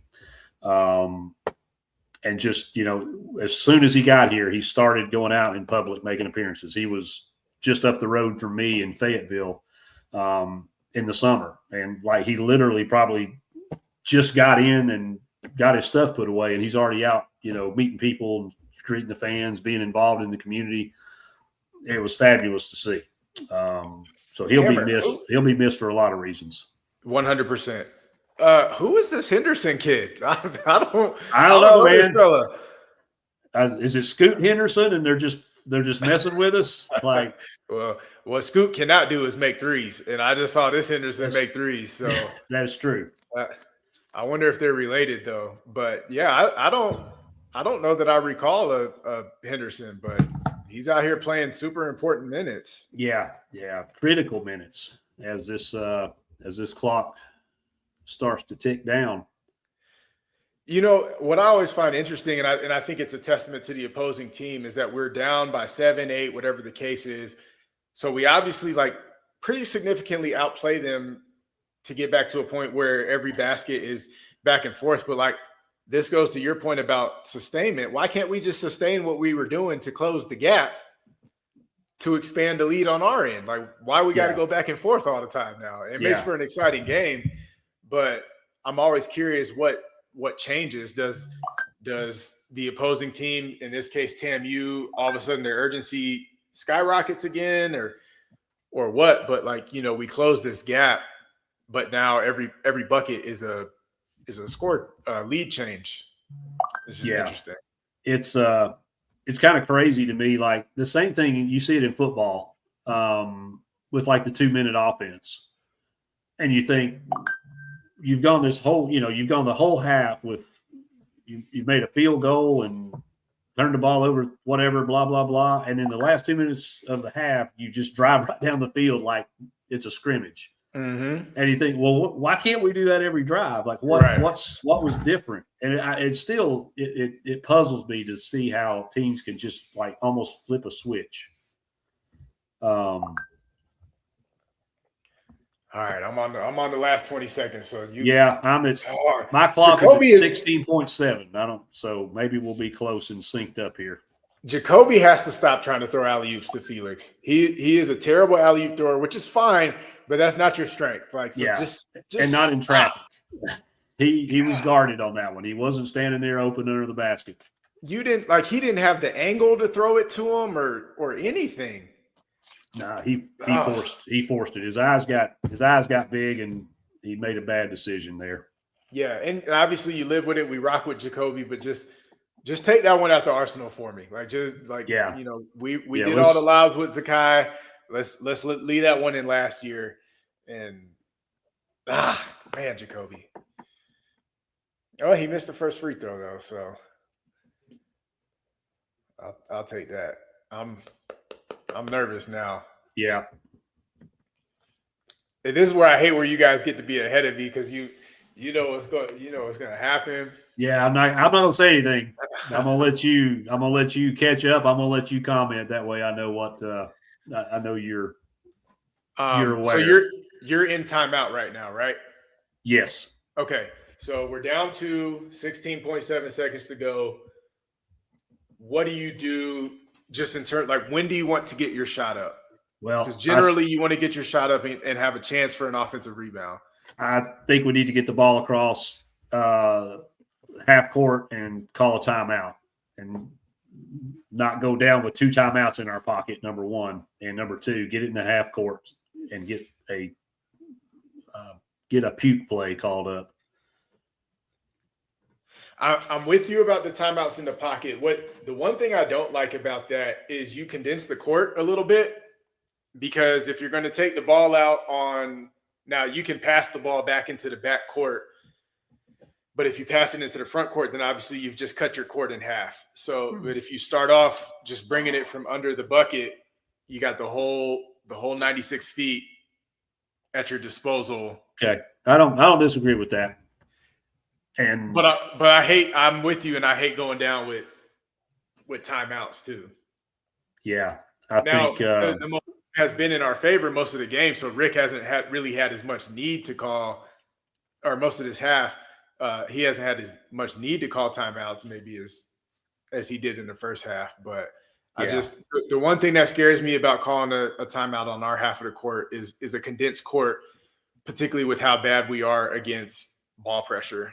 That's fair. I mean, that's a great point, actually, that I didn't consider. I was more along the lines of traditional situations where ball pressure doesn't cause the wheels to fall off the wagon. Oh, so close. I know, man. I know. That's why I was like, I got to let T see this before I do anything. Man. Dang. Oh, man. How many sins would have been forgiven if Nate had gone and won there and made the free throw and we won? So, obviously we got to see how it's going to play out now, because he's terrible at free throws. Yeah. But man, I think a lot might have been forgiven for him if he could have finished that one. Yeah. I hope he stays another year, man. I know it's probably not likely, but if he stayed another year, he would be so much better. He would improve he could be the number 1 pick, man, if he just stayed. And then you're only 19, right? Like, so the NBA, once you're 20, plus you're taboo, and you're AARP member and all that. You're just another guy. Yeah, but he would only be 19, so it wouldn't be the end of the world, and he could 100%. Thank you. We'll take that foul though. Good hustle, Bishop.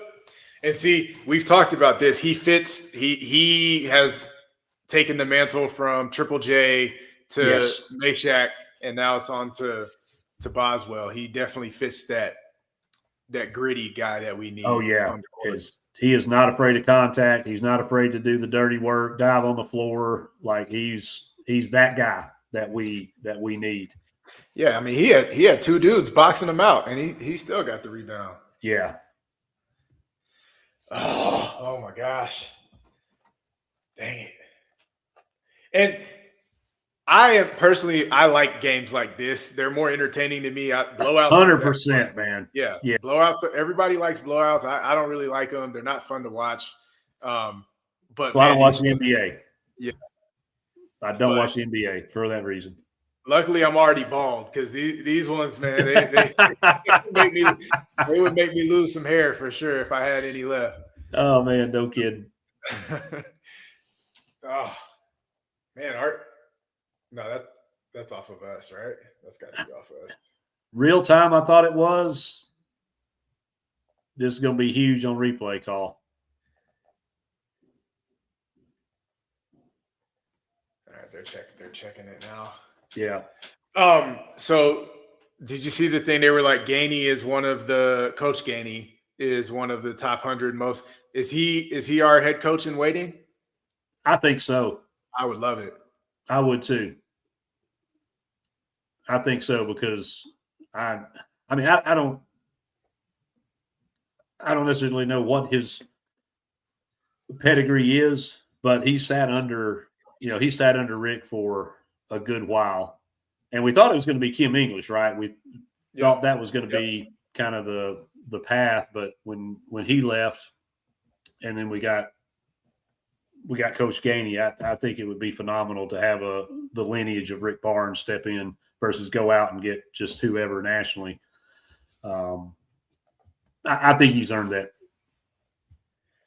Shot. We see what kind of player he developed in his son too. That's right. So, That's right.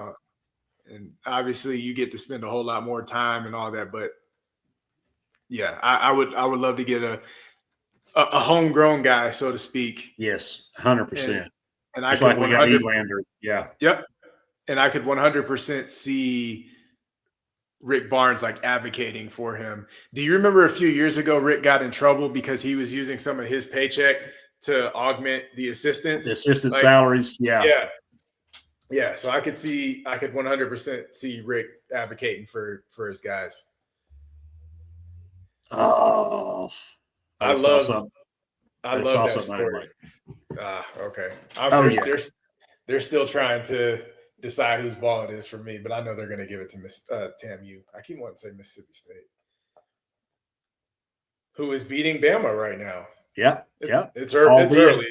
Albeit early, but still, you love to see it. Yeah. Yes, bad basketball is bad basketball. That is. And we play a lot of it. Yeah.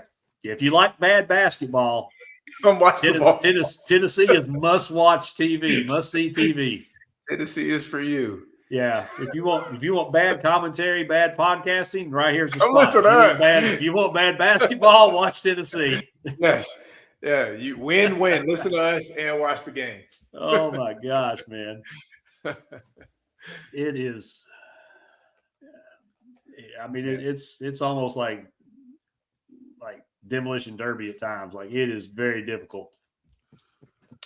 Yeah, it's and again, it just comes from our lack of skill on the perimeter. You don't have guys who can create. So short of the offense developing a wide open shot for them, is going to look clunky because they're going to have somebody in front of them. Okay, I see our fans cheering. Looks like it's our ball. I'm behind you, but looks like it's our ball. Nah, Petey, you're 100% right. We do not value possession of the basketball in any capacity, even close to nearly enough. Yeah, we pass it soft, we dribble high, like just all kinds of opportunities for the opposition. Terrible passes, terrible decisions with the ball, and there's times that, I mean, Stevie Wonder is going to find Waldo between baskets. So, come on, man, get to the play. Here we go. Yeah. You already know you'll have time to eat a sandwich or read a book by the time they come up with this replay call. So, oh man, why is that the best that we can do though? Like, I get it, Jacoby is our guy, but like, just a step back three that goes careening off the. Yeah, we couldn't have worked that inside and tried to draw a foul. Yeah, and we had a game earlier this season. Maybe it was Syracuse. It was the same thing. Like, our last shot was just this isolation clanker, no movement. Just, hey, good luck, Jacoby. Go make it happen. Yeah, it's like everybody just standing and watching, like it's Kobe Bryant or Michael Jordan out there. Just let him do it. That's not. I do think this is the worst team of Barnes' tenure. Just I don't think we have. I don't think we have balance on the team. We don't have perimeter skill outside of Gillespie. So, yeah, you're right. Just go foul Nate. Just go foul Amen. Yeah, I agree. This was supposed to be one of arguably the best, from a talent perspective, teams that Rick Barnes has had because, people forget that Grant Williams and Admiral Schofield were 3-star players coming out of high school. So, we haven't always had that superstar. And that was the excitement, is that he built this SEC contender the way Signetti did with Indiana. 100%, man. With no stars, low stars, let's build the program from the ground root, the way we want. Then once we have that established, boom, then we bring in Kennedy Chandler, then we bring in Keon and Jaden Springer and all this, and then Triple J. Yep. And I think we kind of stagnated at that area, and then we started because the transfer portal became a thing. And so then we hit on the portal. And then theoretically this year we supposedly have both hit on the portal. That was a foul. He held Boswell. We both hit on the portal with Gillespie, and we got our super highly touted 5-star. So you're right. On paper, we should have been something, but Nate is not lived up to the billing so far, and 2, we don't have the rest of the squad that we need. Yeah. Yeah, and I think that's the big thing is, not having a true 2 is glaring deficiency of this team. Not having more scoring options, not working the ball inside nearly enough. I don't want to be that team that lives and dies by the 3-pointer, because tonight's a perfect example of why you can't be that team. And we're at home. We're at home, not shooting well. So and DK and Chaz are obviously 2 insanely different ball players, and Rick has shown a way to adapt to both of them. Yes. So we need some kind of 2. Attaboy, Nate. Yeah. Yeah, we need an off-ball scorer. I mean, we can't just run Gillespie to the ground to the point that he's, what's he going to have in this game? Probably close to 40 minutes. Yeah. With the overtime session? Yeah, he'll probably play 41 minutes this game. Yeah, and it's insane to ask that of him. But then you want him to hit a step back 3 to end the game. Makes no sense. And but good pass too. Felix can't catch. Yeah. But the thing is, the whole expectation was for Mint to be able to be a guy who could consistently do what he just did. And so far, just not been the case. Yeah, that's it right there. I mean, we said it earlier that at times we just look like we're lost. Like we're foreign to basketball. We don't understand plays. We don't understand rotations and switches. The basic concept of passing the basketball successfully. There's times it just looks completely unhinged, and it's just not expected from a Rick Barnes team. Period. We've seen almost no Estrella this game, huh? I haven't seen very much of him. Been a lot of Akpara. I haven't seen as much Carey as I think I would have liked to, but I don't have the audio on. I'm just seeing it and bouncing all over the place. So I can't. Akpara has played better today than he has recently, but we're gonna have to find somebody with some insider knowledge, because I just don't understand why JP Estrella doesn't play. Yeah, if it's a health thing, I mean I'll understand that. Anything other than that, I'm probably not gonna be able to swallow it. Yeah, because this dude was supposed to be the man in the front court. He's so good. He is, man, so good, and he was so good before he got hurt.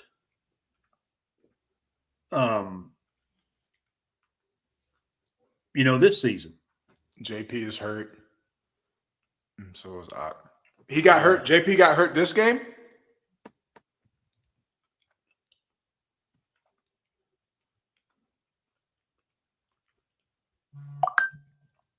Cause we've both been watching it on silent. So if he got hurt, I missed it. I don't know if you're keeping up with the with the podcast group text, but Randall's in there talking smack about us. So, nah, I haven't been. I don't really pay much attention. Yeah. Well, you see his you see his last message. Yeah. which is completely correct. Yeah, he's 100% right, but He is completely correct. I got nothing to say to them until the game is over, and that's only if we win. yeah, because we'll have to hear about it enough Saturday. So, Oh my gosh, I hope we beat them. Oh my goodness. yeah, we really we I was so hoping that this was going to be a get right game for us. Yeah. But see, and this is why I didn't read too much into that Texas game. I was like, I Same. don't care how good we look because Texas stinks. Yeah, they're not So good. yeah, of course we're And going to look. this team ain't great. Is the Right. other side of it is Texas isn't good and A&M's not great. And 8 lead changes in the last 5 minutes of regulation. Which is encouraging from us being able to respond to scores standpoint. Frustrating that it's come to that. All right, so we get an off-ball screen just to set an on-ball screen. So it was just to get a little guy on Nate. Yeah. And Nate shoots a fadeaway. Yeah. A leaner. Yeah, 100%. Run a play. You know what? Let Bishop Boswell try that little hook play that Barnes loves off the free throw line. Let Boswell do it. Sure. Let him try it. Yeah. Boswell's got a little clutch in him. I feel like he's got a little clutch gene. And that play works 7 times a game. I mean, they used to run it for Bowden all the time. And it's a clean look almost every time. Like nice little elbow jumper from the free throw line. What are we doing? Oh my gosh. Let's just come down, launch a 3, then we get a rebound right there in layup land and get swatted. Yep. And now we're taking Nate to the post. That's good hustle. That's good hustle.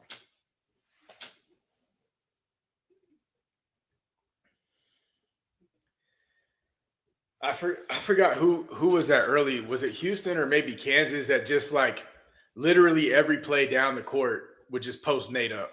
They just went at Nate every single play. Yeah. That game right there was when I was like, oh man, we're in trouble with this kid. Yeah. Yeah, I think you and I even texted and talked about that night. Like, Nate ain't it. Yeah. Just brutal honesty for everybody. A little behind the scenes between me and T. Nate ain't it. Yeah. That was the exact words that came out. Yeah, Nate ain't it, and Jacoby's about to be in for a long season. Yep, Jacoby's going to have to hit every big shot and play, 42 minutes in a 40-minute game. Yeah, the offense is choked. We're not running any kind of anything. All we're doing is getting isolation for people, that's NBA basketball. That's not where college hoop is supposed to be. Yeah. Yeah, PD, don't tell anybody we said that. I wouldn't want that comment to, show up anywhere or go out to the general public. But one thing T and I are is brutally honest, and we'll stand by it. So, I mean, yeah, that's right. That's right. And and he had it. That's what's so frustrating to me, man, about the Florida game is Nate finally had like a game that we expected all along, and a game that we needed to see. And we wasted. Yep. But even if all right, use that to turn the corner, young fella. Like prove to yourself that you can do this in a tough league against Florida wasn't ranked, which made no sense, but you have now shown that you can do it. Go ahead and turn the corner now and keep doing it. And if it was a confidence thing or whatever, then that should have broke the chains for him. And to his credit, he does look more confident this game, and just got to get the shot to start falling. But yeah, it just, oh my gosh, what are you doing?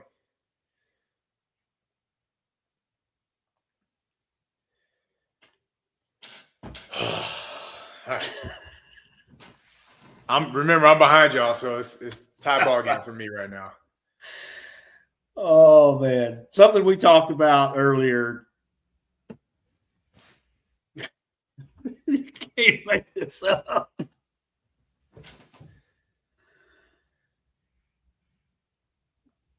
what are we doing? Don't read TD's comments. Dang, Jacoby was right there. Bucket. Oh, good, he missed. Thank you.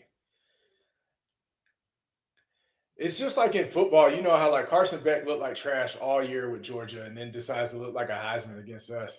Yeah, Or like last year, Kentucky wasn't shooting all that well, and then Trent Noah and that other freshman kid just lit us up. People just always wait until Tennessee to turn it up. Yeah, we take the average and ordinary and make them look like Heisman's and Naismith Award winners. Unique talent that we have.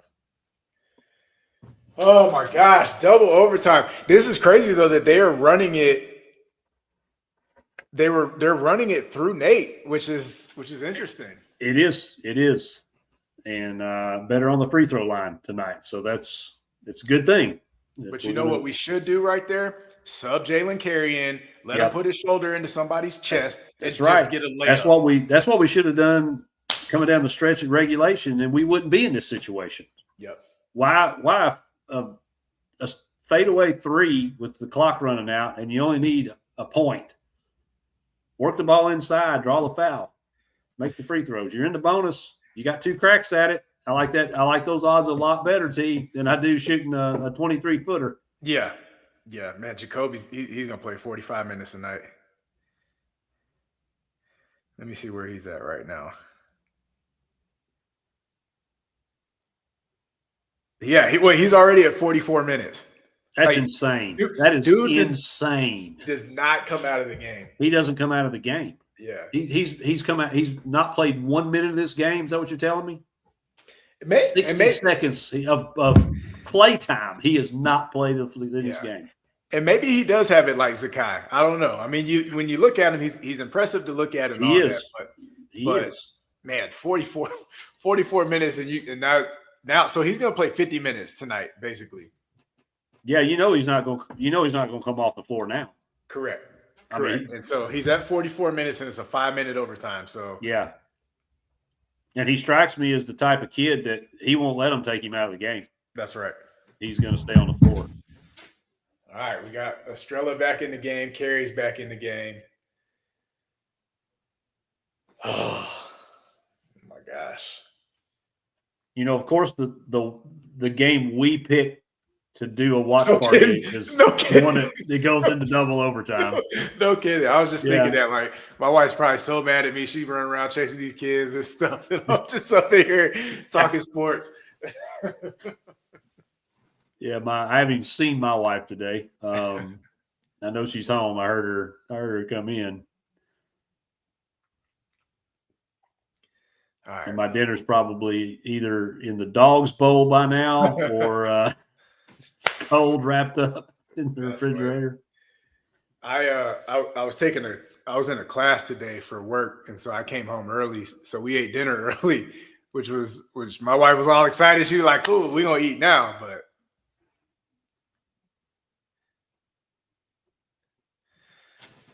Hey, Mississippi State's holding serve on Bama. Oh, good grief.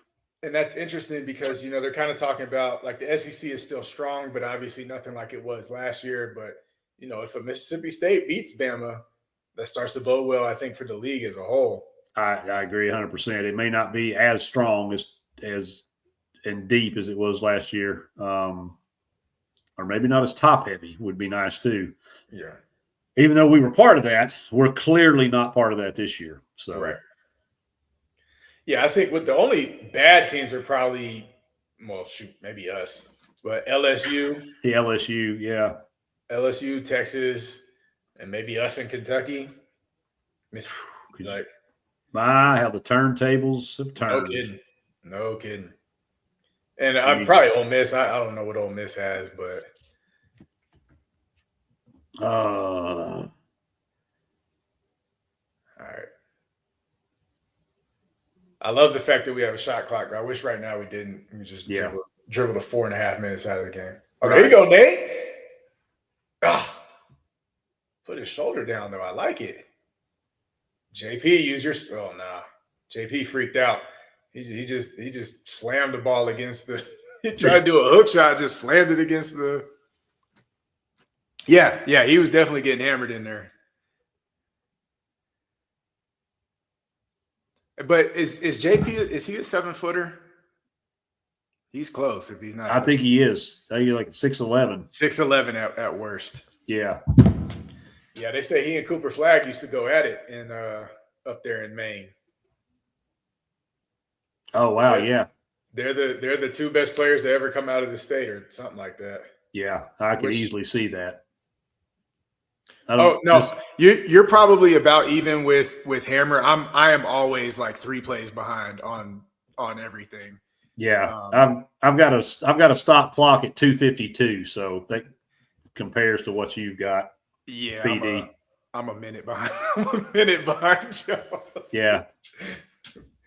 Yeah. So Hammer's tracking with you. He just knows that I'm super lagged. So yeah, I'm not gonna spoil anything for T to the best of my ability. Now something nah, you go for significant it. happens, I may not be able to control involuntary reaction. But. No, that way you can talk through it with PD there. It's that's all right. You can talk through it with Hammer PD. Don't worry, I'll get there.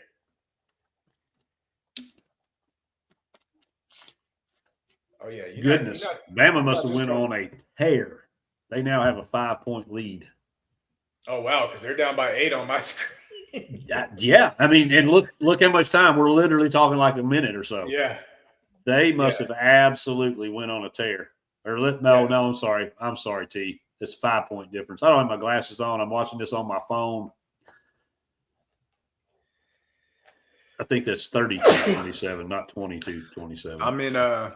I'm in my kids' playroom, so I'm just watching on their little small TV that we got in here for them. A playroom that they never use, by the way. Like, I have decided that toys are the biggest, like, gotcha thing ever. Like, my kids at least could not care less about all these daggum toys up in here. That's good. They just want to play like with a box or like something that is not a toy. Yeah. So I keep trying to tell like all the aunties and uncles, like, stop buying them toys. They're not gonna play with them anyway. So the only time they come in here is once we clean it, and they're like, "Oh, it's clean in there? Okay."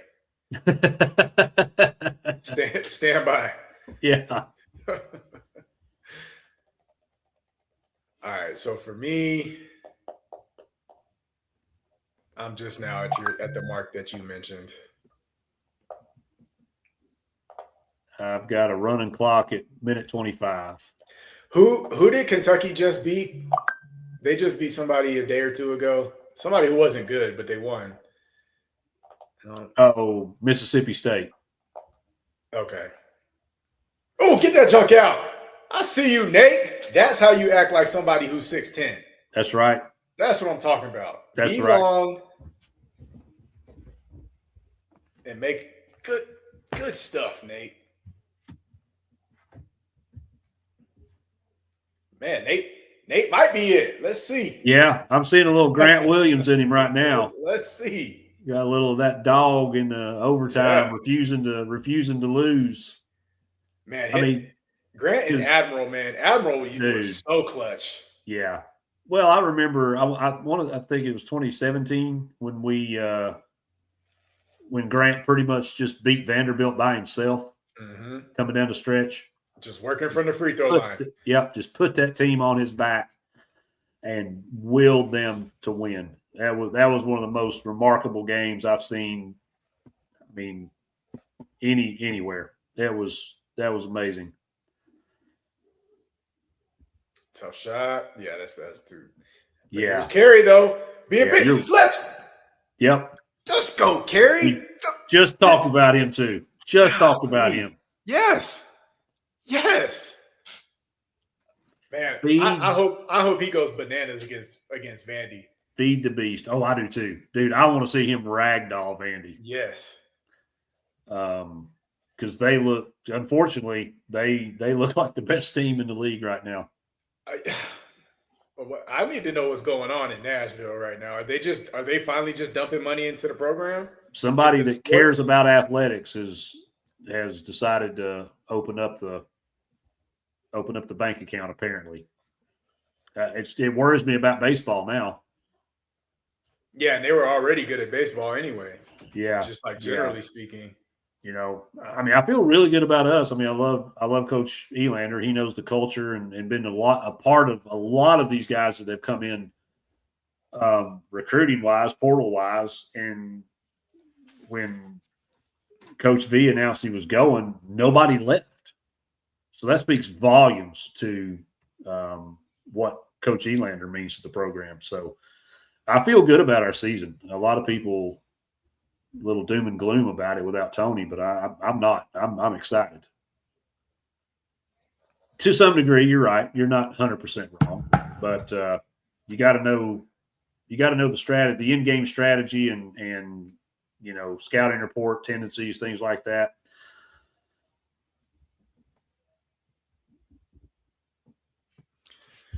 Oh, all right. Here we go. Let's go. Are they do so? Is he doing a little offense defense with Akpara and Estrella now? I wouldn't be mad if he was doing that. Yeah. Yes. Especially because we can't get the lobs to Akpara like we did last year. Yeah. Because we would just scald people with that play. Yep. Like they couldn't stop it. Only way it didn't work is we missed the lob or missed the dunk, which unfortunately that did happen a handful of times. Yeah, I know you're not a huge NBA guy, but that's how Chris Paul and Tyson Chandler, when they were with the Pelicans, used to destroy everybody with that. Chris Paul would come right around, he would get the defender on his back, and so the other guy could either step up on Chris Paul, he throws a lob to Tyson Chandler, or he falls back and Chris Paul just goes as deep in as he'll let him, and then shoot a floater, layup, or a little 7-footer or whatever. Yeah, Chris Paul used to destroy people with that. He was so good, man. Prime Chris Paul was. Shame he didn't win a ring, man. I agree, and it's a shame, kind of how the season seems like his career ended. Yeah, I wouldn't that was be crazy. Mad. Yeah, I wouldn't be mad if somebody picked him up, but I don't think it's going to happen. Yeah, I think so too. And he, I guess, and maybe it was the case the whole time. I never really heard about it before, but it sounded like he was a little bit of an issue in the locker room the last little bit too. So I read an article about it, and they brought him in hoping for him to be a Udonis Haslem, like just sit at the end of the bench, be a veteran, and all that. And Chris Paul is still one of those like killer type mentality dudes. And so he's like, nah, man, I'm trying to play my 17 minutes or whatever, and I'm trying to get after it.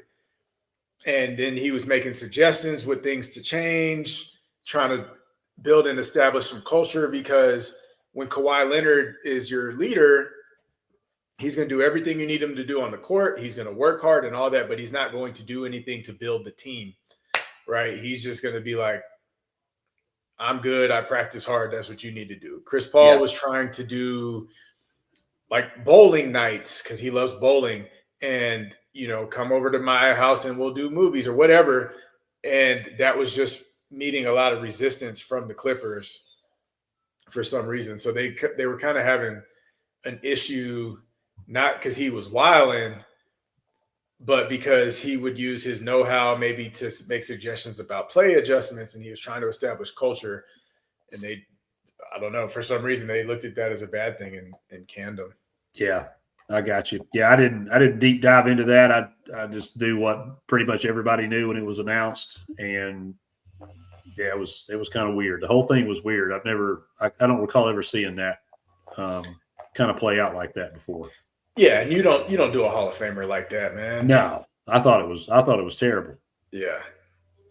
I don't care what issues there may be. It's Chris Paul, dude. Right. Right. And, feel whatever way you want to about him, but he's a Hall of Famer.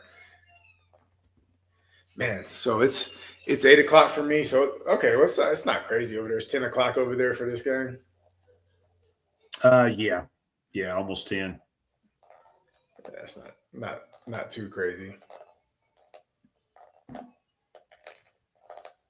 0 field goals in the last 3 minutes. I like it. Yeah. And 8 points in overtime for Nate.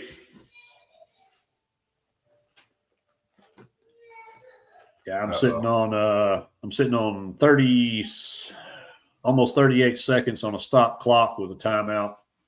Yeah, leave it. Texas A&M has 5 timeouts available. Is that what I'm seeing? 4 timeouts? I think they've got 1. Oh, it looks like all their little dots are lit up.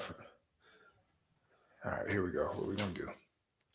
PD already told me turnover, so I'm waiting for that to happen.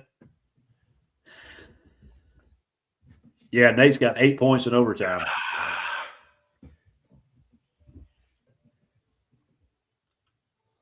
Man, that was a turnover like right when we got into the bucket too.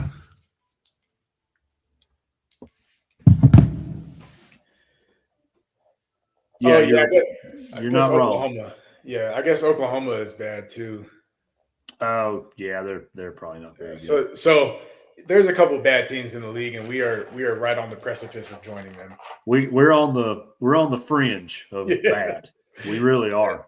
Yeah. And I'll be as excited as anybody if we pull this thing out, but we legit could not be good this year. Yeah, and you mentioned it earlier, to start the year, folks had us number 2 seed, preseason 2, 3 seed. Now they're talking 7, man. Yeah. 7 was the one I saw on the latest.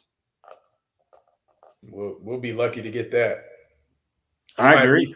We might have to be one of the last teams in. We're probably possibly looking at that, depending on how how the meat of our schedule goes. We hadn't played Bama. We hadn't played Auburn. We hadn't played Peabody. We got to do that twice.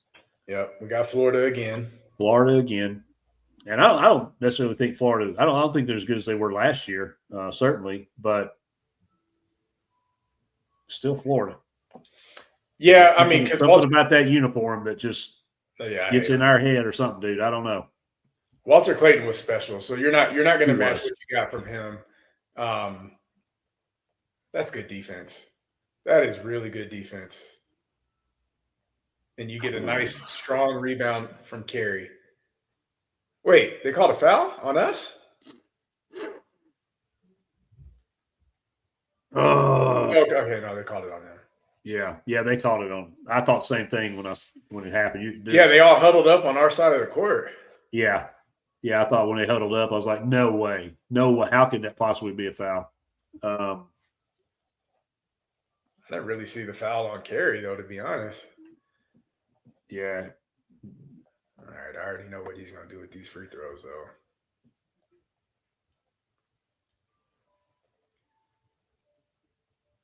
Attaboy! Hey, he made one. Okay.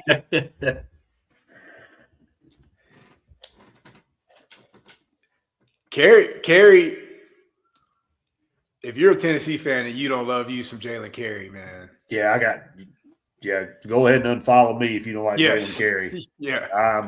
I'm a huge fan of Jalen Carey. Yeah, I'm all in for sure. I love a bully. Yeah, there is nothing sexy about his game, right? Like he just gonna dribble, put his shoulder in your chest, and shoot a layup. Yep. And his shirt is gonna come untucked within his first 20 seconds on the court. Right. His shirt is always out. He's like a Freightliner. Yeah. Yeah, I'm a Jalen Carey guy. And I think even last year he gave us the business. And I was like, man, he did, man. Yeah. He wasn't playing for a different team. I like this guy. Yeah. Yeah. I did not like him at all last year. Yeah, I couldn't. Man. But then when I saw he transferred over, I'm like, oh yeah. Yeah. Yeah, I knew that was a good pickup. Because, I mean, Did Jacoby foul out? I think so. He must have. There's no other reason for him to be on the bench with I 16 think, seconds. yeah, based on his response to that call. Yeah, when I saw Jalen Carey, I thought, man, this dude's like 32, twice divorced, pours concrete, and has got a smoking addiction or something. Man, he is grizzled. All right, up to no point guard. What are we gonna do? It's going to have to be Nate, man. Well, I guess we're going to find out. It sure isn't Berg. That's for sure. No, it can't be Berg. Man, he did that double dribble. Like he picked the ball up and then just dribbled again. Yeah, that was. I mean, dude, that's and then he went like that's Awana. That's not even like junior pro. That's like Awana league stuff right there. Yeah, you can't be doing that, man. Like if you drop the ball or something, I get it, but he legitimately just dribbled again. And yeah, he just took another dribble, and he's like, and they're like, "Why did you blow the whistle on me for that?" Yeah, what? You can't do that, bro. You can't do that.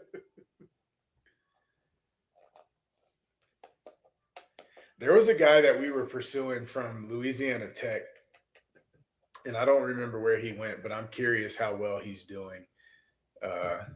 Because he was somebody who had showed some scoring prowess. And obviously, it'd be nice to have somebody who could score. Yeah. All right. What are we going to do? Yeah. Can we go get like one of the G League players, a shooting guard from the G League? Because that seems to be the next step. That is so ridiculous, dude. Okay. Oh, no, we got fouled. Okay. Yeah. I had a little rant about that a week or two ago. In response to what Coach Cal came out and said, and he's 100% right. I mean, what are we even doing? Yeah. The main thing with all of this is the disservice. Bring Keon in. Let's go get Keon in. I'm okay with that. Yeah. Go get Kennedy. Shoot. Yeah. Yeah. The disservice to the high school guys that this is doing. Yeah. I'm not a fan of that. It's hard enough to get opportunities anyway, and now you just include all this stuff. Yeah, you're asking 17, 18-year-old, maybe 19-year-old kids to come in and play against 22, 23 year-old kids or men, excuse me. And in some cases more. I mean, good grief. The dude from Auburn that's at USC now, he's 26. Yeah, 26. Yeah. I can't stand that guy. Attaboy, Nate. Who is this native mint that we're seeing? I know, right? Don't get me excited, Nate. Now, if he could do it, if he could play well in a big game at home against Kentucky, that would really be encouraging. And what a perfect team to have that coming out party against.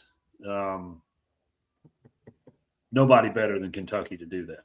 Yep. I mean, they like to do it against us, so why not us them? And there's been plenty of people that have talked a lot of smack about how he's not all he was cracked up to be. Yep. And they've loved riding Nate. Especially the people who wanted him that we got. Exactly. We got him over them. So they've been enjoying that. Yeah, get the crowd hype, Bishop. I see you. Yeah, speaking of. Get the crowd hype. I love his energy and his attitude. Like he plays like he's mad at the floor. Yes. PD said he wants a couple 28-year-olds. Yeah. I mean, well, yeah, if you can do it, then you do it to your advantage. I'm bothered by the fact that it's the case at all. Yeah, it shouldn't. But while you can do it, that's exactly what Baylor and all them are trying to do. Yeah. I mean, if it's within the framework of the rules, then, I mean, we might as well because everybody else is going to. Exactly. So get ahead of it. Carey, ridiculous. Carey and Nate making free throws. What is happening? We may have You know what? I love when they pan to the fans just because I love to see all the different Tennessee apparel that's out there. Yeah. All the gear that everybody has. About 73 different shades of orange out there Yeah. right now. Yeah. And none of them are Pantone. Well, what are we, 151? Yeah. Pantone 151. Yeah. None of them are that. That's the ball game, folks. I think, I don't want to get over my skis too bad here or something, but I mean, maybe it was us. Maybe we were the catalyst for pushing this team over into the win column tonight. I think we were, and then when PD joined us, then Nate started doing his thing. So sorry, PD, you might have just set yourself up. You might be locked in now. You might every time. Yeah, so. You might have just got recruited to the network here. So. Yep. Well, it's been a blast. It was fun. It was fun, and thanks for joining us, PD. Appreciate it. Yeah, absolutely, man. Appreciate everybody that tuned in. Appreciate everybody that commented. PD for hanging in there during the long stretch towards the finish line. Great to see us get a win. Yes, much needed as we head into the tangle with the Cats on Saturday, and it's always good to hang out with T. And talk any kind of ball. T's a man of all trades. He knows it. He knows everything about everything. So that's why he is always a thrill to have on this show. And then of course we have a full-time job and hands full trying to keep Rando straight. Yeah, that's right. We got a Kentucky guy we'll be on with Saturday, PD. That's right. That's right. So everybody that checked us out tonight, please be sure and tune in on Saturday. It will be me and T against the Wildcat universe. So that's right. We need all the help we can get. So again, thank you, T, so much. I appreciate you Hammer, coming on and staying on through this marathon of a game. And I look forward to hanging with you on Saturday, brother. Yes, sir. Have a good night. Appreciate you. Everybody have a great night. Love you, mean it, and we'll